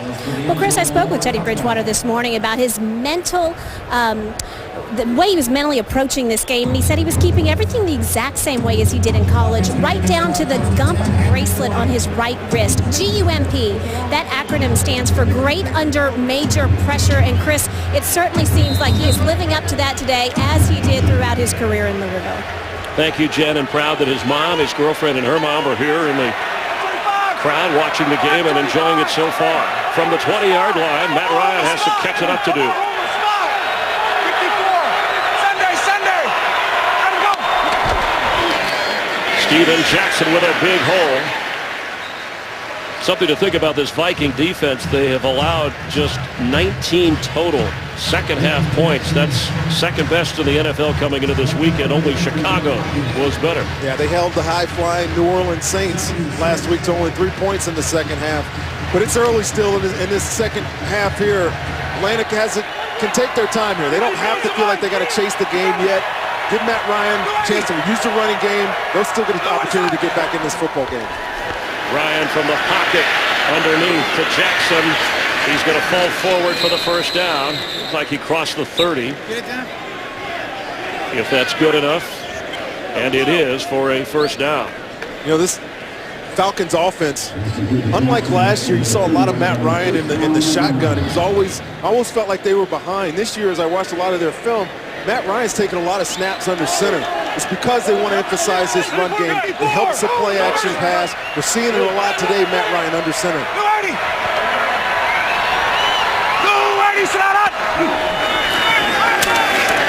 On first down, open is Julio Jones. He's at midfield for an Atlanta first down. His 5th catch of the game. Vikings decide to bring some pressure here. Harrison Smith, and it leaves Xavier Rhodes one-on-one. You see the misstep there at the line of scrimmage. You get a receiver like Julio Jones, who's great down the field with speed and power, and if you're a step behind, you don't get hands-on. It's an easy throw and catch for that duo of Matt Ryan and number 11 there, Julio Jones. Came in averaging 16 yards a catch. They've held him to 14, but that's his 5th catch of the game. Jackson with another Atlanta first down inside the 40 of Minnesota. There you go, Chris. The patience, the balance. Keep this offense where it is here for Matt Ryan. Allow your running game to complement your passing game. They've done it on this drive. They're going to have to continue to do this. Not yet ready to get that sense of urgency where they feel like they can't win this football game. Jaquiz Rogers in at running back from the 39. Sunday. Let him go. Matt Ryan underneath. Rogers met hard. Good tackle by Anthony Barr, the rookie who came in leading this team in tackles. The other first-round draft pick came ahead of Teddy Bridgewater. Haven't talked about Anthony Barr yet today, but you put him on film and the kid is all over the field, makes tackles. Today he's wearing the green dot. You see it there on the back of his helmet with Chad Greenway out. Mike Zimmer gave him the opportunity to call plays. He said, just call what I call, kid. And he's done a lot of responsibility today for him, and he's played well so far.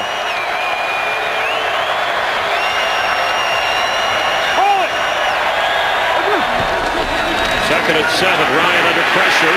Has to get rid of it into the dirt. Into the turf, and he went down. Joseph and Robinson all over him. It'll be third down. Interesting that the pressure came and Ryan could not get comfortable. Yeah, you see Brian Robinson come off the right side of your screen there, and Linval Joseph up the middle. They've been close to Matt all day today, but Matt has been very mobile in the pocket. He has the ability, unlike a lot of quarterbacks in this league, to step up and buy himself more time. They haven't been able to get a sack yet.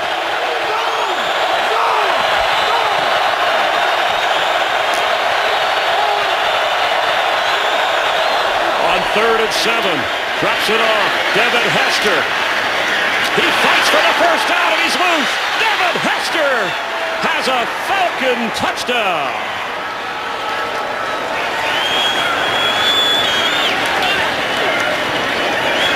You don't use this guy on offense. It's like you got a 66 vet sitting in your garage and you refuse to drive it.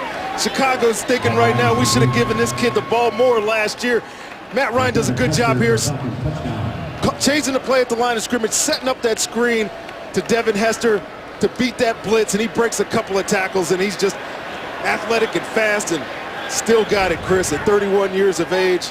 Dynamic playmaker in the NFL. 36 yards. Dirk Cutter, the offensive coordinator of Atlanta, dialing it up, and Matt Ryan and Hester executed perfectly. And now the extra point to get the Falcons to within 6 as Matt Ryan gets ready.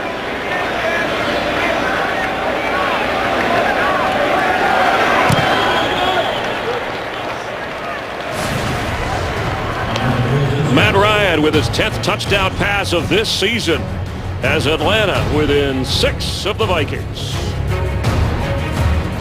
Devin Hester, who said he contemplated retirement from the NFL in Chicago after Lovie Smith, his good friend, was let go as the head coach there.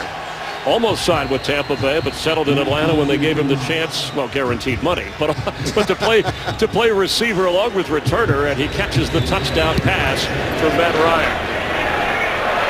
Cordero Patterson will wisely say, no, let's start at the 20-yard line. So Teddy Bridgewater will come out after Matt Ryan rallies the Falcons. Team is sponsored by Verizon. More live games than ever before with NFL Mobile. With Rondé Barber, Chris Myers back here in Minneapolis. Kamal Ishmael is in at safety. William Moore is out for the rest of the game. He's from Miami like Bridgewater. And in high school, defeated Bridgewater 45-0 in Bridgewater's first game when Teddy played receiver. On first down from the 20, McKinnon stopped after a gain of about 2.5 by Kamal Ishmael. Mention his name, comes in, makes a tackle. Had an interception return for a touchdown against Tampa Bay in that week ago Thursday. And he smiled when they asked him in Atlanta and said, I know all about Teddy Bridgewater from his high school days. Well, been more of a situational player, but called on to replace more safety today.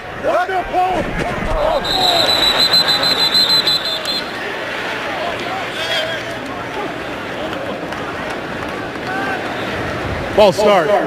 Offense, number 87, 5-yard penalty. Still second down.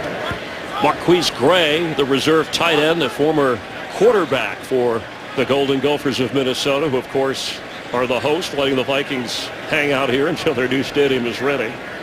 And that drive by Ryan in Atlanta, 80 yards. They have been patient, Rondé. The Atlanta offense, they've had to work hard, but they have shown the ability to go the length of the field.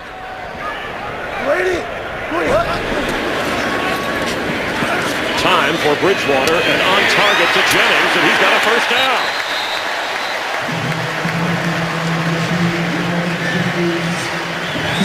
You know how you help your quarterback? You're a veteran like Greg Jennings. Obviously, Teddy Bridgewater Look at the pocket he has here, patience. He finds his receiver. But watch Greg Jennings. Sticks his foot in the ground, gets vertical, creates that first down. You don't have to set up a tough situation for your young quarterback. Good conversion there. Jarek McKinnon inside, stopped short of the 39-yard line. Bridgewater, the third quarterback taken, of course, behind Blake Bortles, who got the start for Jacksonville, and they're trailing in San Diego this afternoon. Johnny Manziel has yet to really play in Cleveland or for the Browns, who have the off week. And Teddy, his first start after getting in last week, and he said that experience was invaluable coming in on the road.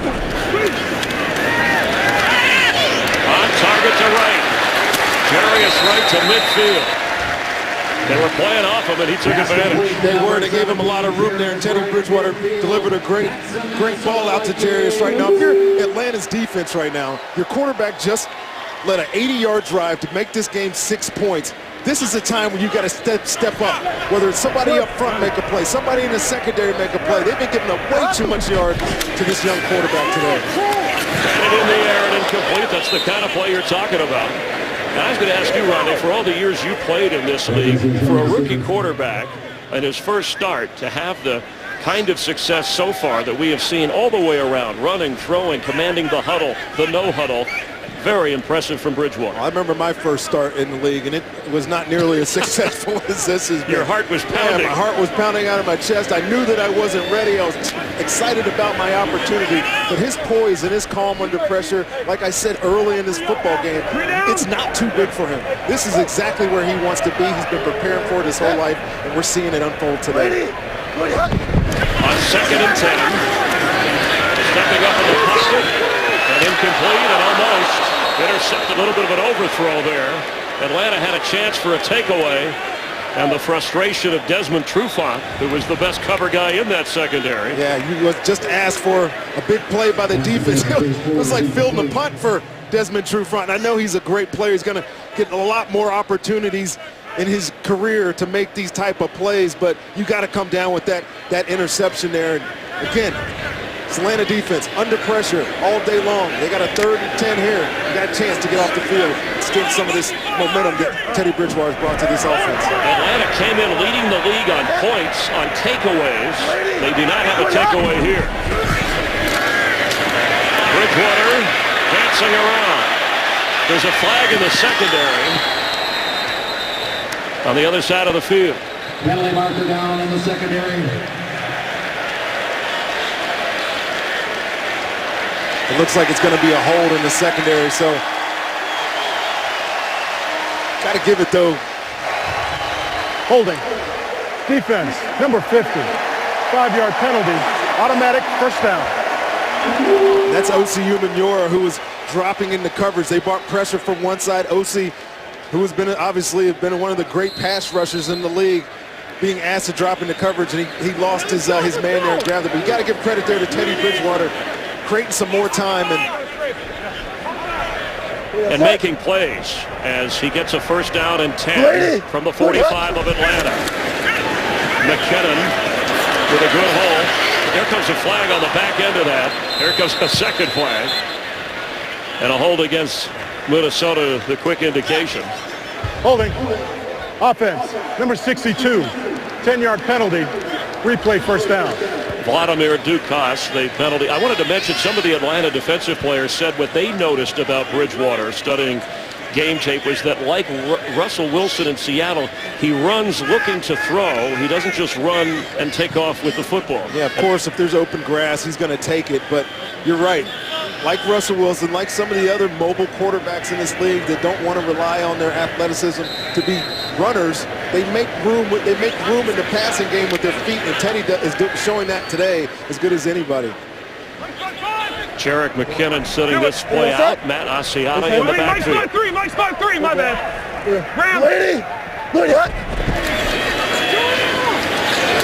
Asiata goes nowhere.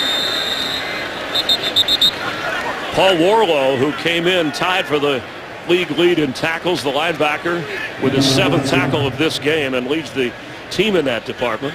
One of the more relentless players in the NFL. Undrafted, unheralded, got his opportunity last year. We talked with him yesterday. And he said he's just, all I do is football and hang out with my dogs. What type of dog? That's what he looks like. You asked him what type of dog he had. He had a German Shepherd. Wouldn't want to get that thing angry. Or Paul Warlow. He's the working man's linebacker. On 2nd and 15. Oh, nice defensive play. Throw was a little behind. Robert Alford coming in to bat it away from Patterson. If you're the Vikings here, obviously you want points, but you want just a little more than leaving Atlanta room for a touchdown, a one-score game. Matt Ryan and his career of comebacks, always dangerous. Still need to protect the ball.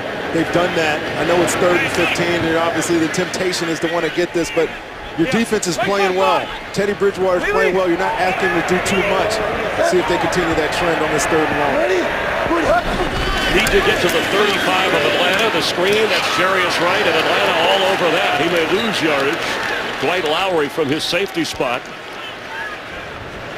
And Devin Hester will have a chance, if they punt it anywhere near him, to return a punt. He already has a touchdown catch, a catch and carry of 36 yards. Jeff Locke, his first punt of this game, averaging over 46 yards a boot. And as Mike Zimmer told us, we don't want it anywhere near Devin Hester. Here comes a flag, and that's a short punt around the 26, 27-yard line.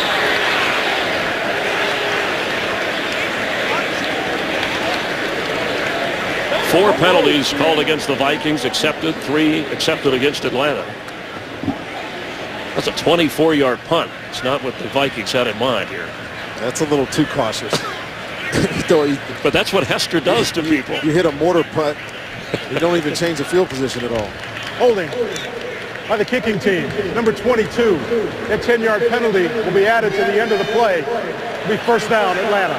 And the option given to Mike Smith, and he'll take it after the poor punt, so it really turns into just a 14-yard punt or exchange of the football. Great field position for Atlanta, trailing by 6. After the poor punt from the 37, Steven Jackson in the backfield. Matt Ryan gives it to him. Runs into his own man and goes down.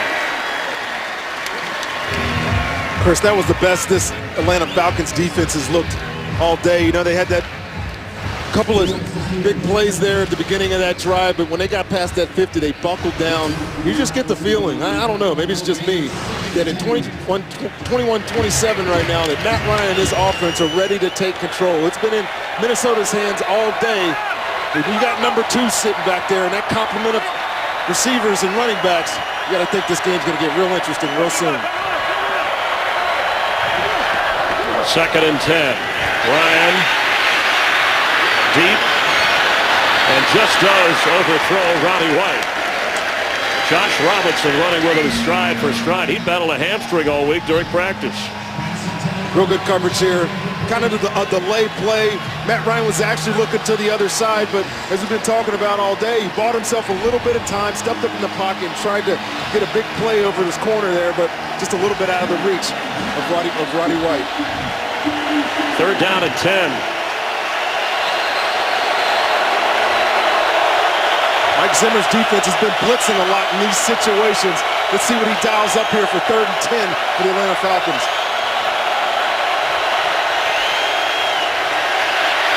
Matt Ryan steps up in the pocket and throws an excellent pass on target to Ronnie White for a first down. And they dropped right into zone there, Chris. No pressure, just a 4-man rush up front. Matt Ryan buys enough time and gets a good ball off to Roddy White. Xavier Rhodes had a chance to knock that away. We saw Josh Robinson make a similar play on the other side. Good first down for the Falcons. Keep this drive alive. Arthur! Sunday! Let him go! Hand off, Anton Smith turns the corner. Anton Smith! He is going to score for the Falcons. A dash of 48 yards. Like I said, it just felt like with that stop by that Atlanta defense that this offense was ready to explode, and they put in Anton Smith. Get this sweep out to the right. They seal the linebacker, the D in there. There's only one person left to make the tackle, and it's Captain Munnerlyn. He's getting blocked.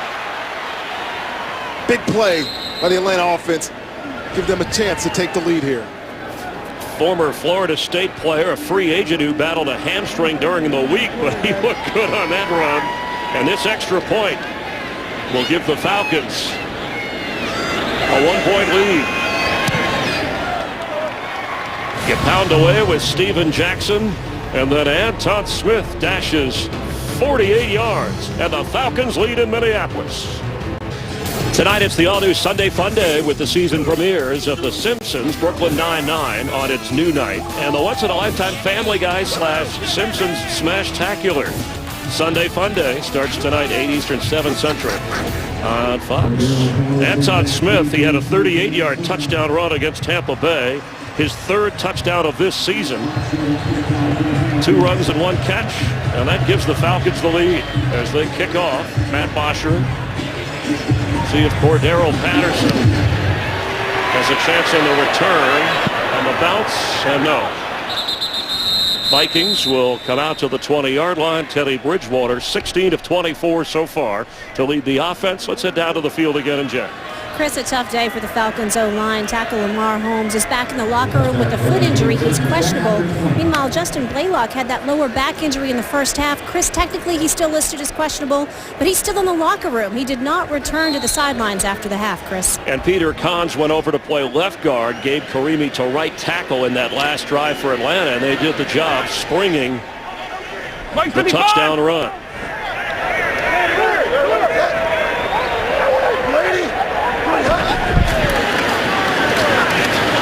Asiata with about a 5-yard gain. Let's check in for a game break with Joel Klatt. Joel? Chris, let's check in on the Niners. Trying to come back. It's 21-13. Kaepernick rolls to his left. Perfect throw. Better feet. Stevie Johnson, 12-yard touchdown catch. Aaronde Barber. There's no defense for the perfect throw and good feet, is there? There is not, Joel. A 1-point game in San Francisco and a 1-point game here. Chargers are blowing out Blake Bortles in Jacksonville and San Diego. On second down, Bridgewater having to play catch-up now.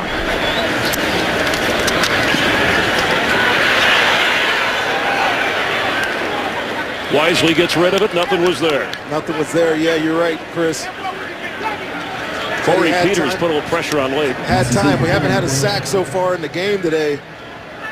That's because Teddy Bridgewater's been able to move around in this pocket, give himself some time. There was nobody there to get that ball in that empty formation, so he just let it out of bounds. Good play by him. There have been a number of moments where this thing tilted, but one in the second half when 3rd and inches, they thought about going on 4th, instead kicked a field goal. And now the Vikings trailing by a point may come back to haunt them here. That one and the one at the half. I think it could come back to be significant at the end of this football game. Timeout. Bridgewater needs it. Minnesota will have 1 remaining. 72 touchdown passes in college at Louisville for Teddy Bridgewater. He's yet to throw a touchdown pass in the NFL. But he's thrown for 251 yards, and he has run for a touchdown. And now it's a different kind of a game. Seems like the Falcons have made some defensive adjustments with the rookie. Well, I think Norv Turner, this offense has been really simple for Teddy. He started out quick throws, get the ball out of his hand, get it to his playmakers. He was able to move the ball up and down the field with a lot of efficiency. But so far in the second half, yeah, this Atlanta defense has needed to step up. They have stepped up. They got to stop there. And Matt Ryan and that offense, specifically that running game, got them right back into this football game and got a 1-point lead as you're sitting here now and putting the ball in Teddy Bridgewater's hands to see if they can get this game back in their favor. Needs to get to the 30 for a first down. On 3rd down. Time going deep and wide open. And he overthrew Jarius Wright, who was running alone down the sideline. Teddy had options there. He could have stepped up and ran that football too. It's hard to believe how Jarius Wright, who's having the game that he's having, gets this wide open You see him over there on Robert Alford. He gives him that stutter move. And he was running free if that ball is just a yard or two less thrown. But as it is, a long incompletion off the fourth down. Jeff Locke was rattled the last time, trying to keep it away from Hester. Looking into the sun. It bounces inside the 50. Hester has it. And there's room on the sideline if he turns the corner. Run out of bounds. An excellent play over there. He might have been able to pick up more yardage. Jabari Price from the Vikings special teams laying out to keep Hester from getting more. Big punt there by Jeff Locke. Changed the field position, but when you got a guy like Devin Hester, you know, I heard Brandon Marshall, his ex-teammate, say, when you're good with the ball, you're good with the ball. So get him the football, and there was no chance that he wasn't going to try to field that, and he almost was one tackle away from going the distance again. A touchdown catch in this game. Meanwhile, Matt Ryan has been patient. He's been sharp. Has not turned it over. Has 3 touchdown passes. Devontae Freeman is the running back, the rookie from Florida State. Ryan fakes and fires for Julio Jones. Incomplete. Xavier Rhodes running back there. Blanton showed up late too. Really good play there by Xavier Rhodes. Matt Ryan gives a play fake. Julio Jones ran an out and an up, but Xavier Rhodes was all over that and doesn't interfere with them. Is calm and patient when the ball is in the air, knocks it out of the grips of Julio Jones. That is a heck of a play. Jones with 5 catches for 70 yards, but has been kept out of the end zone in this game.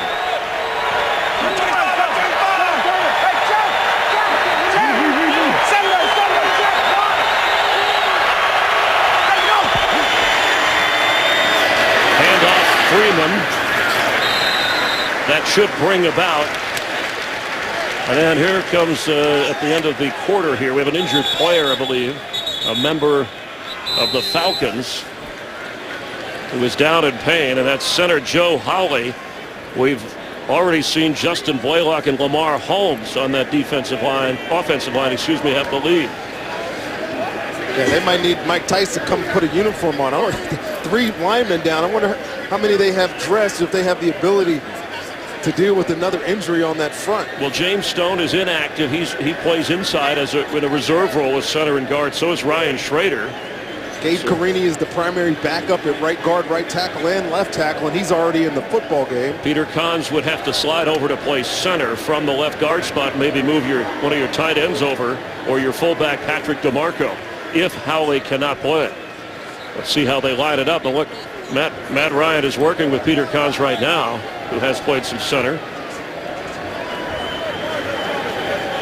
Well, we know that Justin Blaylock went to the locker room earlier. They haven't listed him out, but as I look down on the field, Chris, I don't see him on the sideline. So for at least one play, Joe Howley's going to have to come out of the game. And as it stands, they don't have enough offensive linemen. Well, they're bringing over the cart. We can only speculate until they set up Kahns at center. And then if they move Bear Pasco, the backup tight end, to Toilolo, or Patrick DeMarco from his fullback spot. It certainly will be challenging for Matt Ryan on this offense.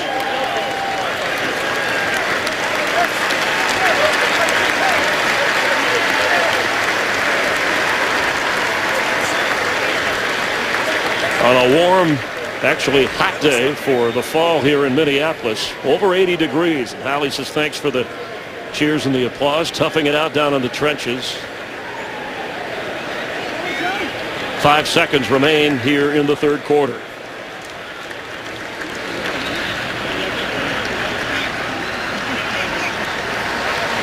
Vikings had a 10-point lead and stretched that to start the third quarter, and this is the offensive line that Matt Ryan will have to work with unless Holmes or Blaylock can come back out of the locker room. And that is the end of the third quarter.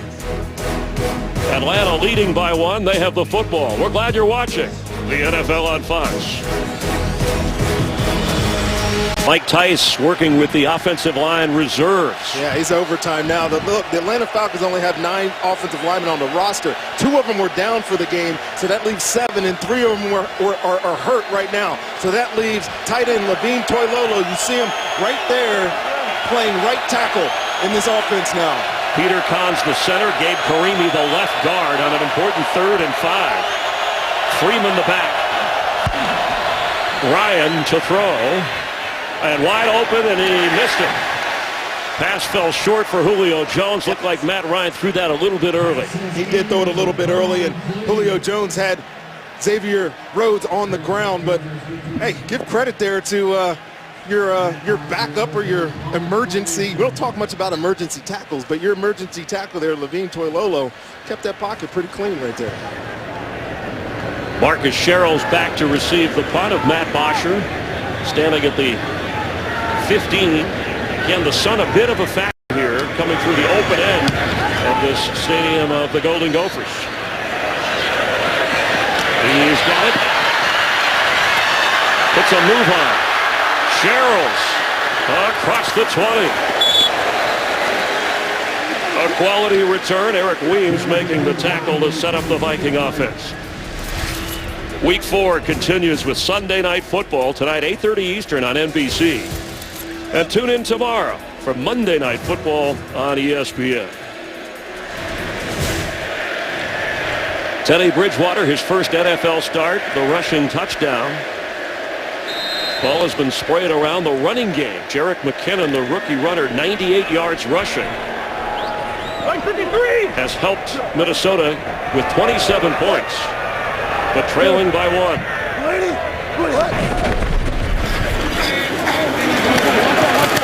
Matt Asiata. In college, I know it's a different game, but Bridgewater at Louisville led numerous comebacks. 6 career game-winning drives for U of L. Looks like we have another injured player. Kamal Ishmael already thin. He was in for William Moore, who has been ruled out of this game with an injury. We will have more from Minnesota in just a moment. Let me feel it. Hang on. Today's Game on Fox is sponsored by Sprint. By Universal Pictures' Dracula Untold in theaters and IMAX October 10th. And by the agile, all-new Audi Q3. Stray the course. With Rondé Barber and Jen Hale, Chris Myers as Desmond Southward replaces the injured Ishmael in the secondary. Bridgewater to throw. Wide open is Greg Jennings. There's a flag down in the middle of the field. He gets to the 45 of the Falcons.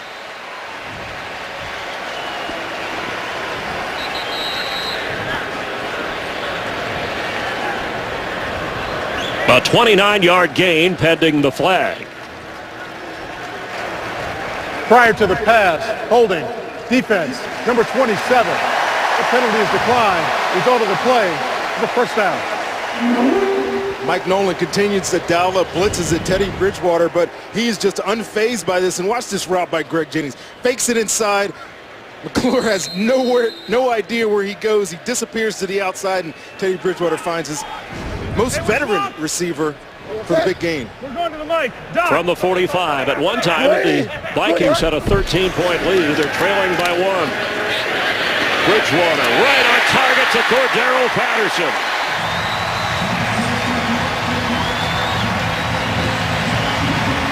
Yeah, we keep talking about how good and how composed Teddy Bridgewater is, but look at him in this pocket. This is about as perfect as you get. There's no penetration, nobody pressuring the throw, and he finds his receiver running wide open through the middle of the field.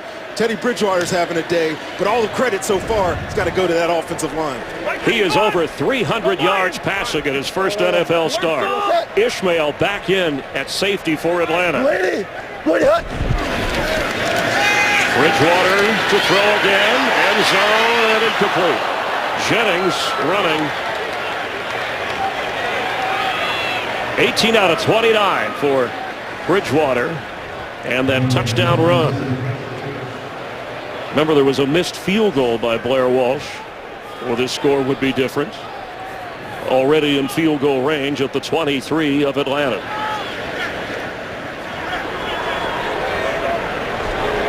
Right 75!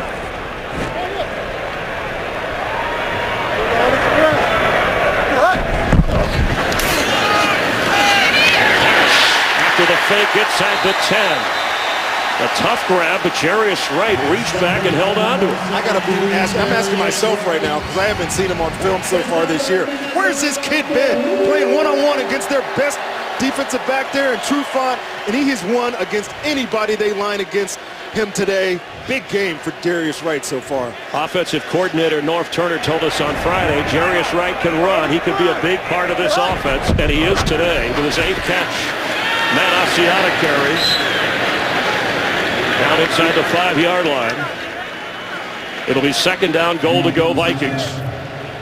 There's North Turner. Remember his son Scott Turner, a quarterback coach who works with Bridgewater and transfers the plays that North calls. Scott Turner has been instrumental, I think, in where Teddy Bridgewater is going into this game. Matt Castle, as you remember, was the starter, but he was getting all the starter reps. But Scott Turner spent all his free time with Teddy Bridgewater, getting ready for this moment, and he has shown so far today.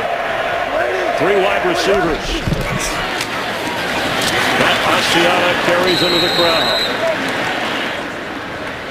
Cordero Patterson had joked this week and said he has 2 catches today. He said, I'd like to be the guy to catch that first touchdown pass in the NFL for Bridgewater. We're all impressed, as looks like Phil Lodeholt is limping, but he stays for the moment. Not enough to stay in. Heading over to the sideline. On 3rd and goal, Mike Harris comes in for Lodeholt at tackle. Late substitution here on defense. McKinnon the back. Bridgewater has the football. Stopped short of the goal line. It's going to be 4th down. Decision time for Mike Zimmer. He knows that he's given away a couple of opportunities in the red zone already today. One wasn't his fault with the time running out, the time runoff at the end of the second half. He had a 4th and 1 earlier in this half that he decided not to go to. But right now, Mike Zimmer's going to pull the trigger. He's leaving his offense on the field, and they're going to take it opportunity to get this touchdown on 4th and 1. Extra lineman Joe Berger comes in. North Turner dialing up something with a quarterback who has mobility. He's shown that already. Play clock running down. Vikings have only 1 timeout.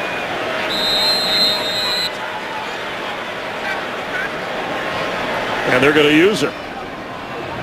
They got to think.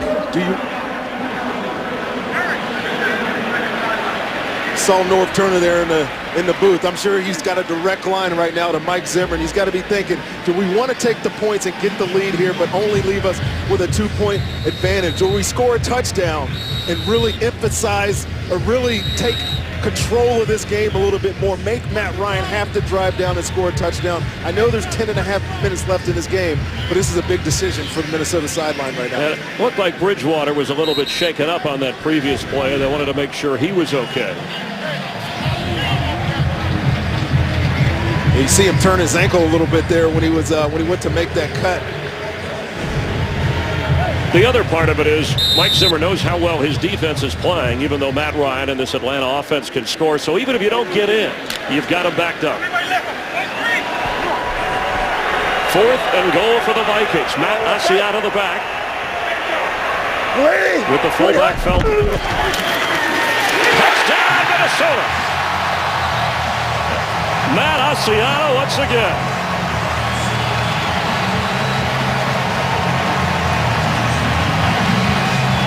In my mind, Chris, the right call by Mike Zimmer to go for the touchdown here. Your offensive line is dominated in the run game with both runners.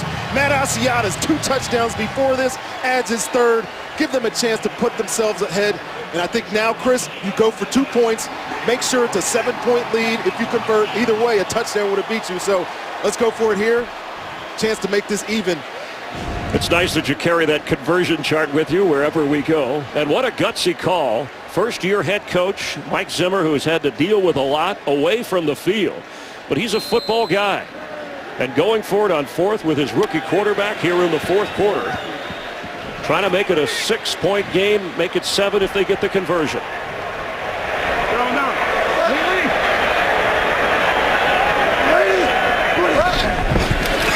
Bridgewater wide open. They got it. Red Ellison is good for 2.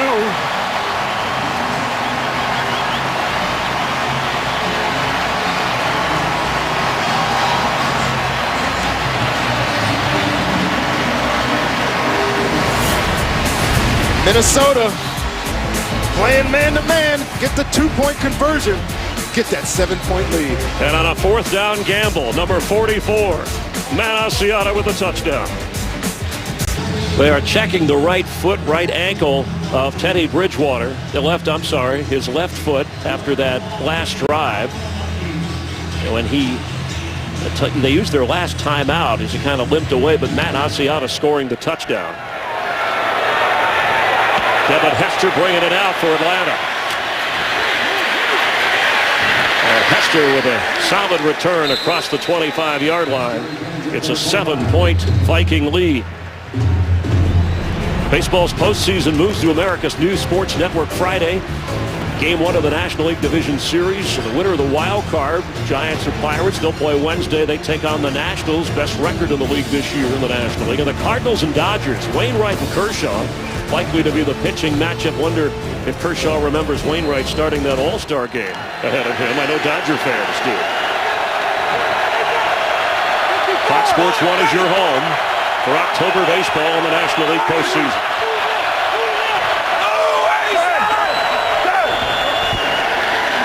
Shovel pass, Jaquiz Rogers up to the 38-39-yard line of Atlanta. A makeshift offensive line for the Falcons. 3 major injuries at offensive line. You see Levine Toilolo there. Now your right tackle. Let's see what Mike Zimmer and his defense decides to do with that mismatch. Obviously, he is not a left tackle, but he's thrust into that role. We'll see if they can take advantage of him in the last 10 minutes of this football game. After a gain of 12, first down. Steven Jackson, the running back. Ryan's pass.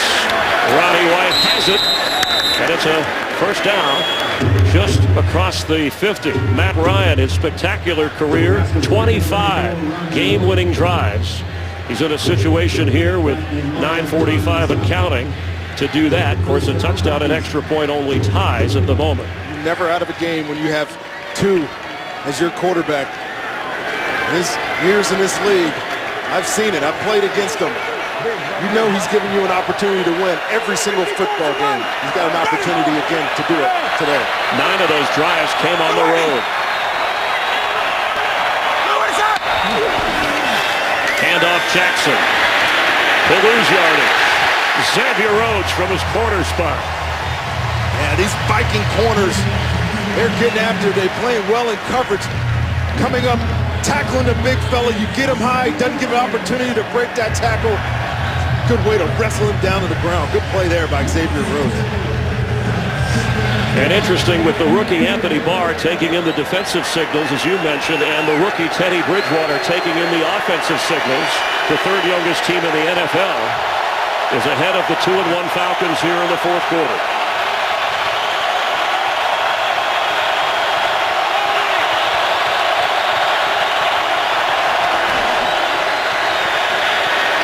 Matt Ryan with time. Here comes a flag. Eric Weems makes the catch, knocked out at the 43. Number 14, Eric Weems. Henry marked it down in the backfield.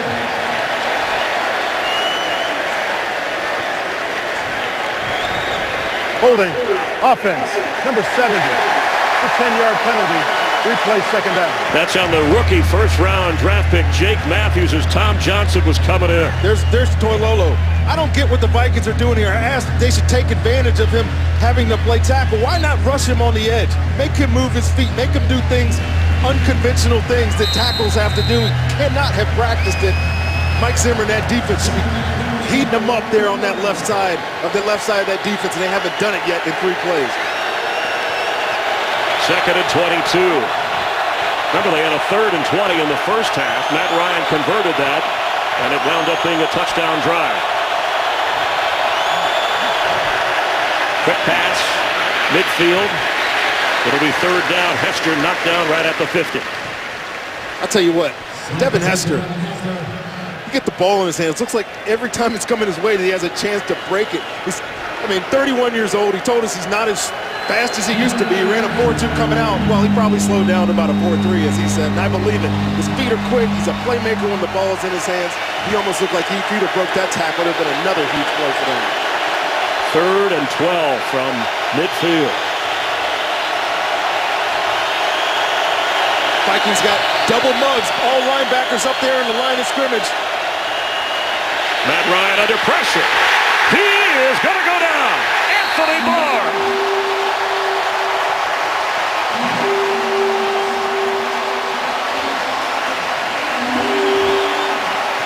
This Vikings defense needed to come up with a big play.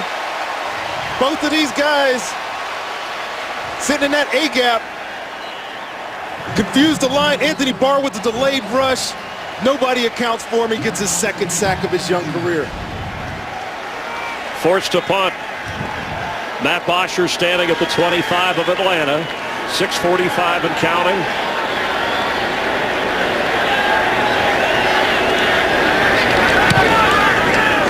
Marcus Sherrill's waving everybody off and coming up for it at the 20. Sherrill's down the sideline. And the punter Bosher kept him from going further.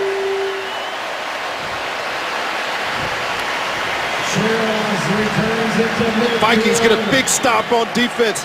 Punted away to Sherrills. They change field position almost to midfield. Big play.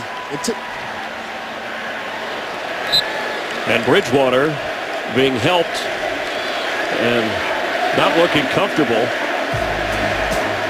We will have more from Minneapolis. The Vikings lead Atlanta by 7. Christian Ponder in and hands off to Jerick McKinnon, who breaks loose.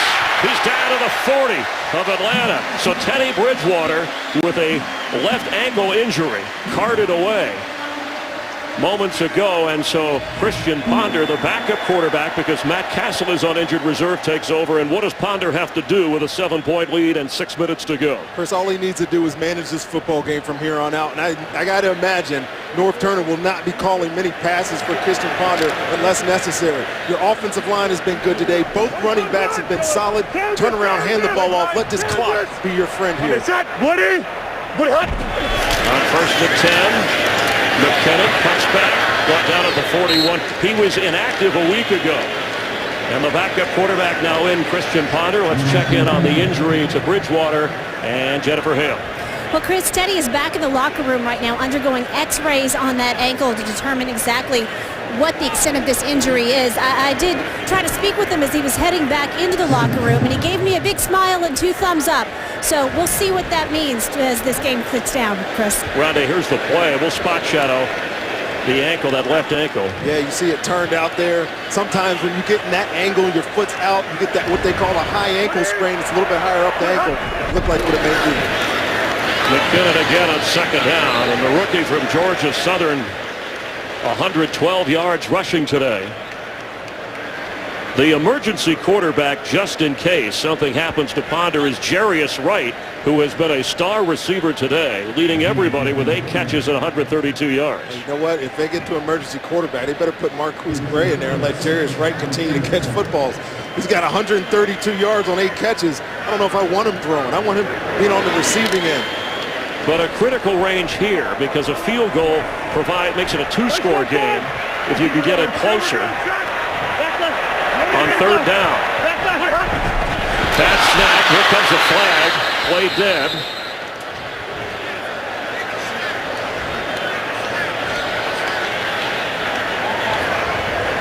Illegal snap by the center. It's a 5-yard penalty. It's still 3rd down. So what would have been a 54-yard field goal with no gain, now you're pretty much out of the range at 59. Not worth the risk even for Blair Walsh. And for Christian Ponder, he, remember, now in his 4th year, 12th overall pick in 2011, had 9 starts last year. But the Vikings wanted to go in a different direction at quarterback. And I don't think Mike Zimmer gave up on this kid, though. I think they know they have some talent in him. They're going to need him. Here you go, 4th game of the season. You got him. 3rd and 11. McKinnon carries. Ishmael, once he got inside the 39 of Atlanta, shoved him back. So it'll be 4th down, and they're considering, here comes Blair Walsh. He has made a 56-yarder. That's his career long. A strong leg, but remember, kicking outdoors. This is being Captain Obvious, but in the Metrodome, obviously, which is being redone as they'll have a new stadium here. This will be a 55-yard field goal. Just keep in mind, they could just pooch this. He could snap it right to the kicker. If he misses from here. The kick. It's good. Hey, who am I to doubt him? Blair Walsh coming in big. Well, Mike Zimmer has shown going for it on 4th down for the touchdown, going for the long field goal, and the Vikings have a 10-point 4th quarter lead. Blair Walsh, who missed from 49 yards earlier, a 55-yarder at a key spot. With Teddy Bridgewater injured, the rookie, he's the first rookie in franchise history to pass for over 300 yards in his first game. And they're checking his left ankle in the locker room.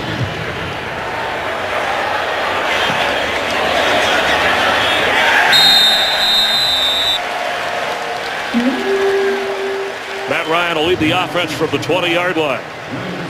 Trailing by 10. 3:38 to go, and the Falcons have all 3 of their timeouts. Ryan has thrown for 3 touchdowns today. We still haven't had a turnover in this game. Haven't had a turnover yet. Matt Ryan talked about it earlier, thrives in these situations. He loves to have the ball in his hand with an opportunity to win it for his football team, and he'll need 2 scores now to get this victory on the road. And he talked about last year, the 4-win season, learning to get the ball to different people. Adaptability is what he called it. So he has faith in everybody out there to catch the football. From the 20, Ryan's throw on target. Hester tackled right away. There's a flag down.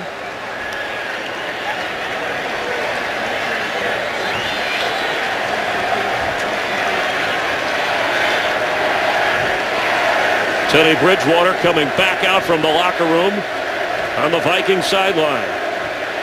Encouraging for the Vikings. And impressive numbers. Saw that 300-yard passer. Jerick McKinnon, rookie, 120 yards rushing today. Pass interference. Offense. Number 11, blocking downfield. That's a 10-yard penalty. Replay 1st down. Julio Jones called for the penalty. It's another rule of emphasis, another point of emphasis this year. Those screens like that we just ran there, Julio Jones has to be less than 1 yard down the field, and he wasn't on that play. Devin Hester slow to get up. He caught the pass and was tackled. Julio Jones blocking for downfield. Here you see Julio Jones right here. He's got 1 yard, and he's driving Captain Munnerlyn well past that 1 yard before the ball is in the air. That is a penalty. Didn't get the highlight, but that was a great play by Xavier Rhodes. Talk about their corners, how they've been playing today, and that's just another example. They've been physical in the run game, in the pass game. It's been a nice showing by these young defensive backs. Mike Smith upset. He wants the other hash mark to spot the ball. I think he wants it closer to the Atlanta sideline. And if that's where, see how the official spots this. We're discussing it.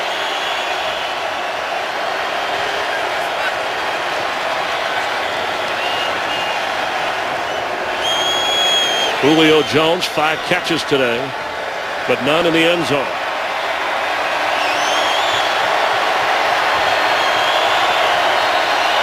Minnesota Vikings defense has the crowd. They have a lead. Get a chance to pin their ears back and get after Matt Ryan here with 3.5 minutes left in the game. From the 10-yard line, Ryan open, intercepted. Harrison Smith, he stayed in bounds. He came slicing in on the throw.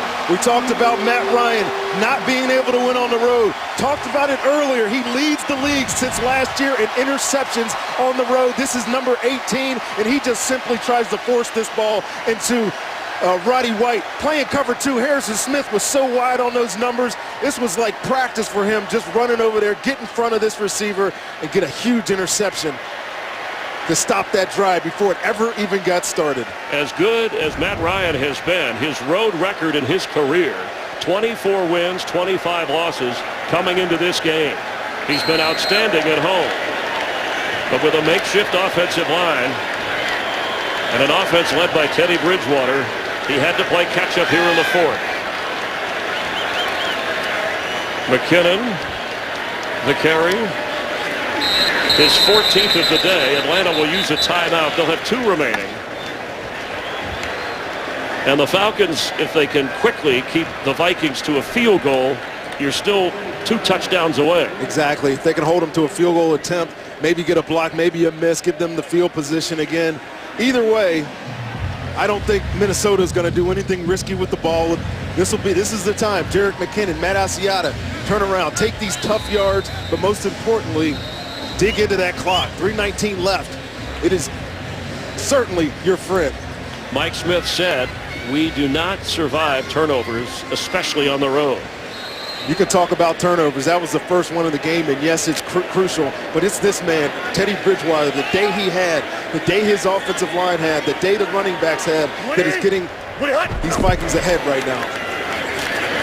Jerick McKinnon waiting for blockers is brought down. Paul Warlow making the tackle. McKinnon excited. He's from Marietta, Georgia, and played his college football at Georgia Southern, so I'm sure friends and family watching back there saying, way to go, Jerick. Along with rookie colleague Teddy Bridgewater, putting on quite a show for the Vikings. Matt Castle was injured last week on the road in New Orleans. Bridgewater came on in relief, got his first NFL start today. Ran for a score, threw for over 300 yards. A left ankle injury knocked him out. Christian Ponder has come on to try and seal it for the Vikings. Got to go back to that big call by Mike Zimmer. That Blair Walsh 55-yard field goal attempt, and he nailed it. If they would have missed that, Matt Ryan would have had the ball on the minus 45 with a chance to get even in this football game. Huge call, huge kick by Blair Walsh. McKinnon again, weaving his way inside the 20. He's averaging over 8 yards a carry. This Atlanta defensive line made an effort in the offseason to get bigger. Talked to Brian Cox. But so far today, they have been simply manhandled by this front of these Minnesota Vikings. This was a team that wasn't doing anything in the running game after Adrian Peterson was suspended. And there's Brian Cox talking to his guys, rallying his guys. But it might be a little bit too late, because this offense has found its groove in the running game today. Been a game of hard knocks for the Falcons.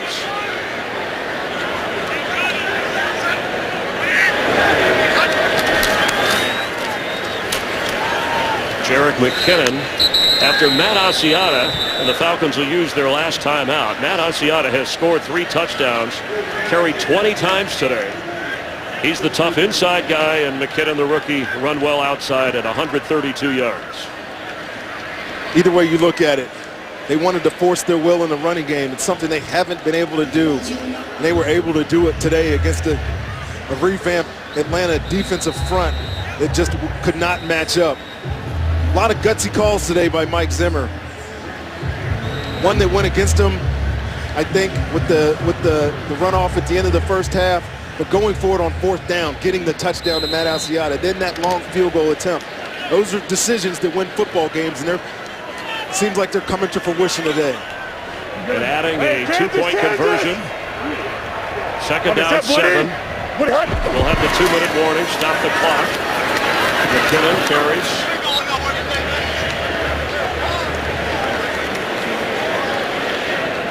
And since Atlanta has no timeouts, this will take us to the 2-minute warning.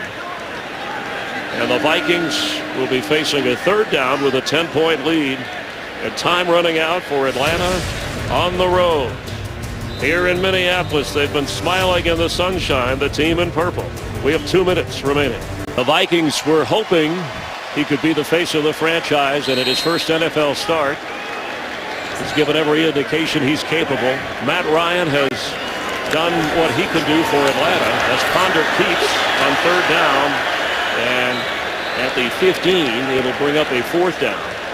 So the field goal unit coming out to make it a 13-point game if Walsh can be good on this kick. I think this is a smart decision here, Chris. Obviously you could run another play, try to eat as much clock as you can, but that would give the Falcons, if this is a converted field goal, the chance to, or if they didn't go for it, they'd give the Falcons a chance to go down, score a touchdown, get the ball back, and then have a field goal to tie. You put it somewhat more out of reach here if you convert and make this lead 13 points. 33-yard try. And he made from 55 and now for 33. And the Vikings, 41 points. Matt Ryan will need 2 touchdowns if at all possible to rally this Falcon team. No timeouts and 1:14 to go.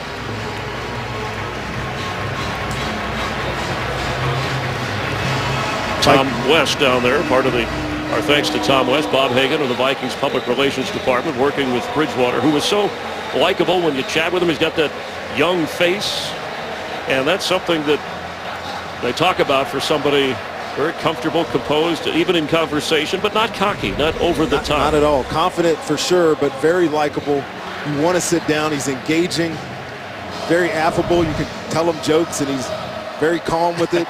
Even going back to, at once a Heisman Trophy candidate, his teammates said he's a star, just don't tell him. He never did the mugging or the publicity for the Heisman. He wasn't disappointed when there was talk of being the #1 overall pick. At least he didn't show it to a quarterback drafted later in the 1st round, the 3rd quarterback. Well, Minnesota's certainly happy that he fell as far as he did, and got to give credit to the GM and head coach for moving back into the 1st round to go get this kid. Needed a face of the franchise. Couldn't have come along at a better time with all the controversy that they've had to deal with this season for his first start to have the game he's having. Devin Hester up across the 25-yard line. Rick Spielman and Mike Zimmer. When you talk about the decision makers here in Minnesota, the producer of today's game, Mike Burks, our director, Michael Frank. Associate Director Tavis Strand from Minneapolis Washburn High School. The Millers, glad to have him as part of our crew. The broadcast associate Mike Strack, our technical producer Tom Lynch, technical director Ernie Bauer, and our audio mixer Kevin McCloskey. James Petralka helping us up in the booth with Rick Odioso, our statistician. They do fine work week in and week out. We enjoy bringing you the NFL on Fox.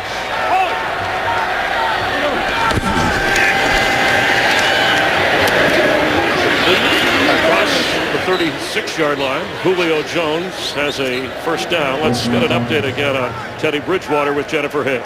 Well, Chris, most people saw it as a very good sign. Teddy Bridgewater came back out of the locker room. His ankle is just sprained. Those x-rays were negative, Chris. Well, that's encouraging if it's just a sprain. But they have a short week, remember. Pass complete. Devin Hester out of the 45. Remember, the Vikings have to play Thursday at Green Bay. Green Bay coming off a annihilating win at Chicago, 38-17 today. Will be another big test for this Vikings offense.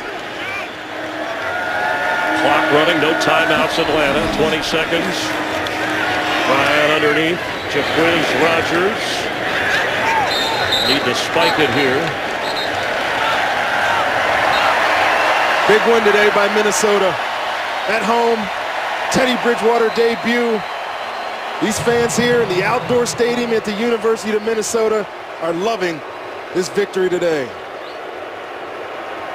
5 seconds remain here. We'll take you out to the 49ers and Eagles. San Francisco leading by 5 at home against the unbeaten Philadelphia Eagles. And you see the time left in that game. Troy Aikman, Joe Buck, Aaron Andrews on the call. They have 3 safeties in the end zone.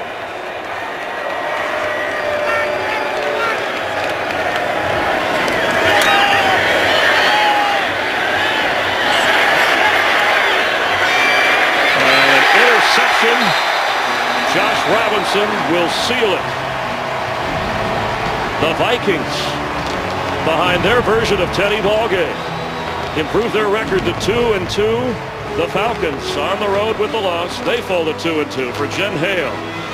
And Rondé Barber, I'm Chris Myers. Let's head to the Eagles and 49ers and Joe Buck.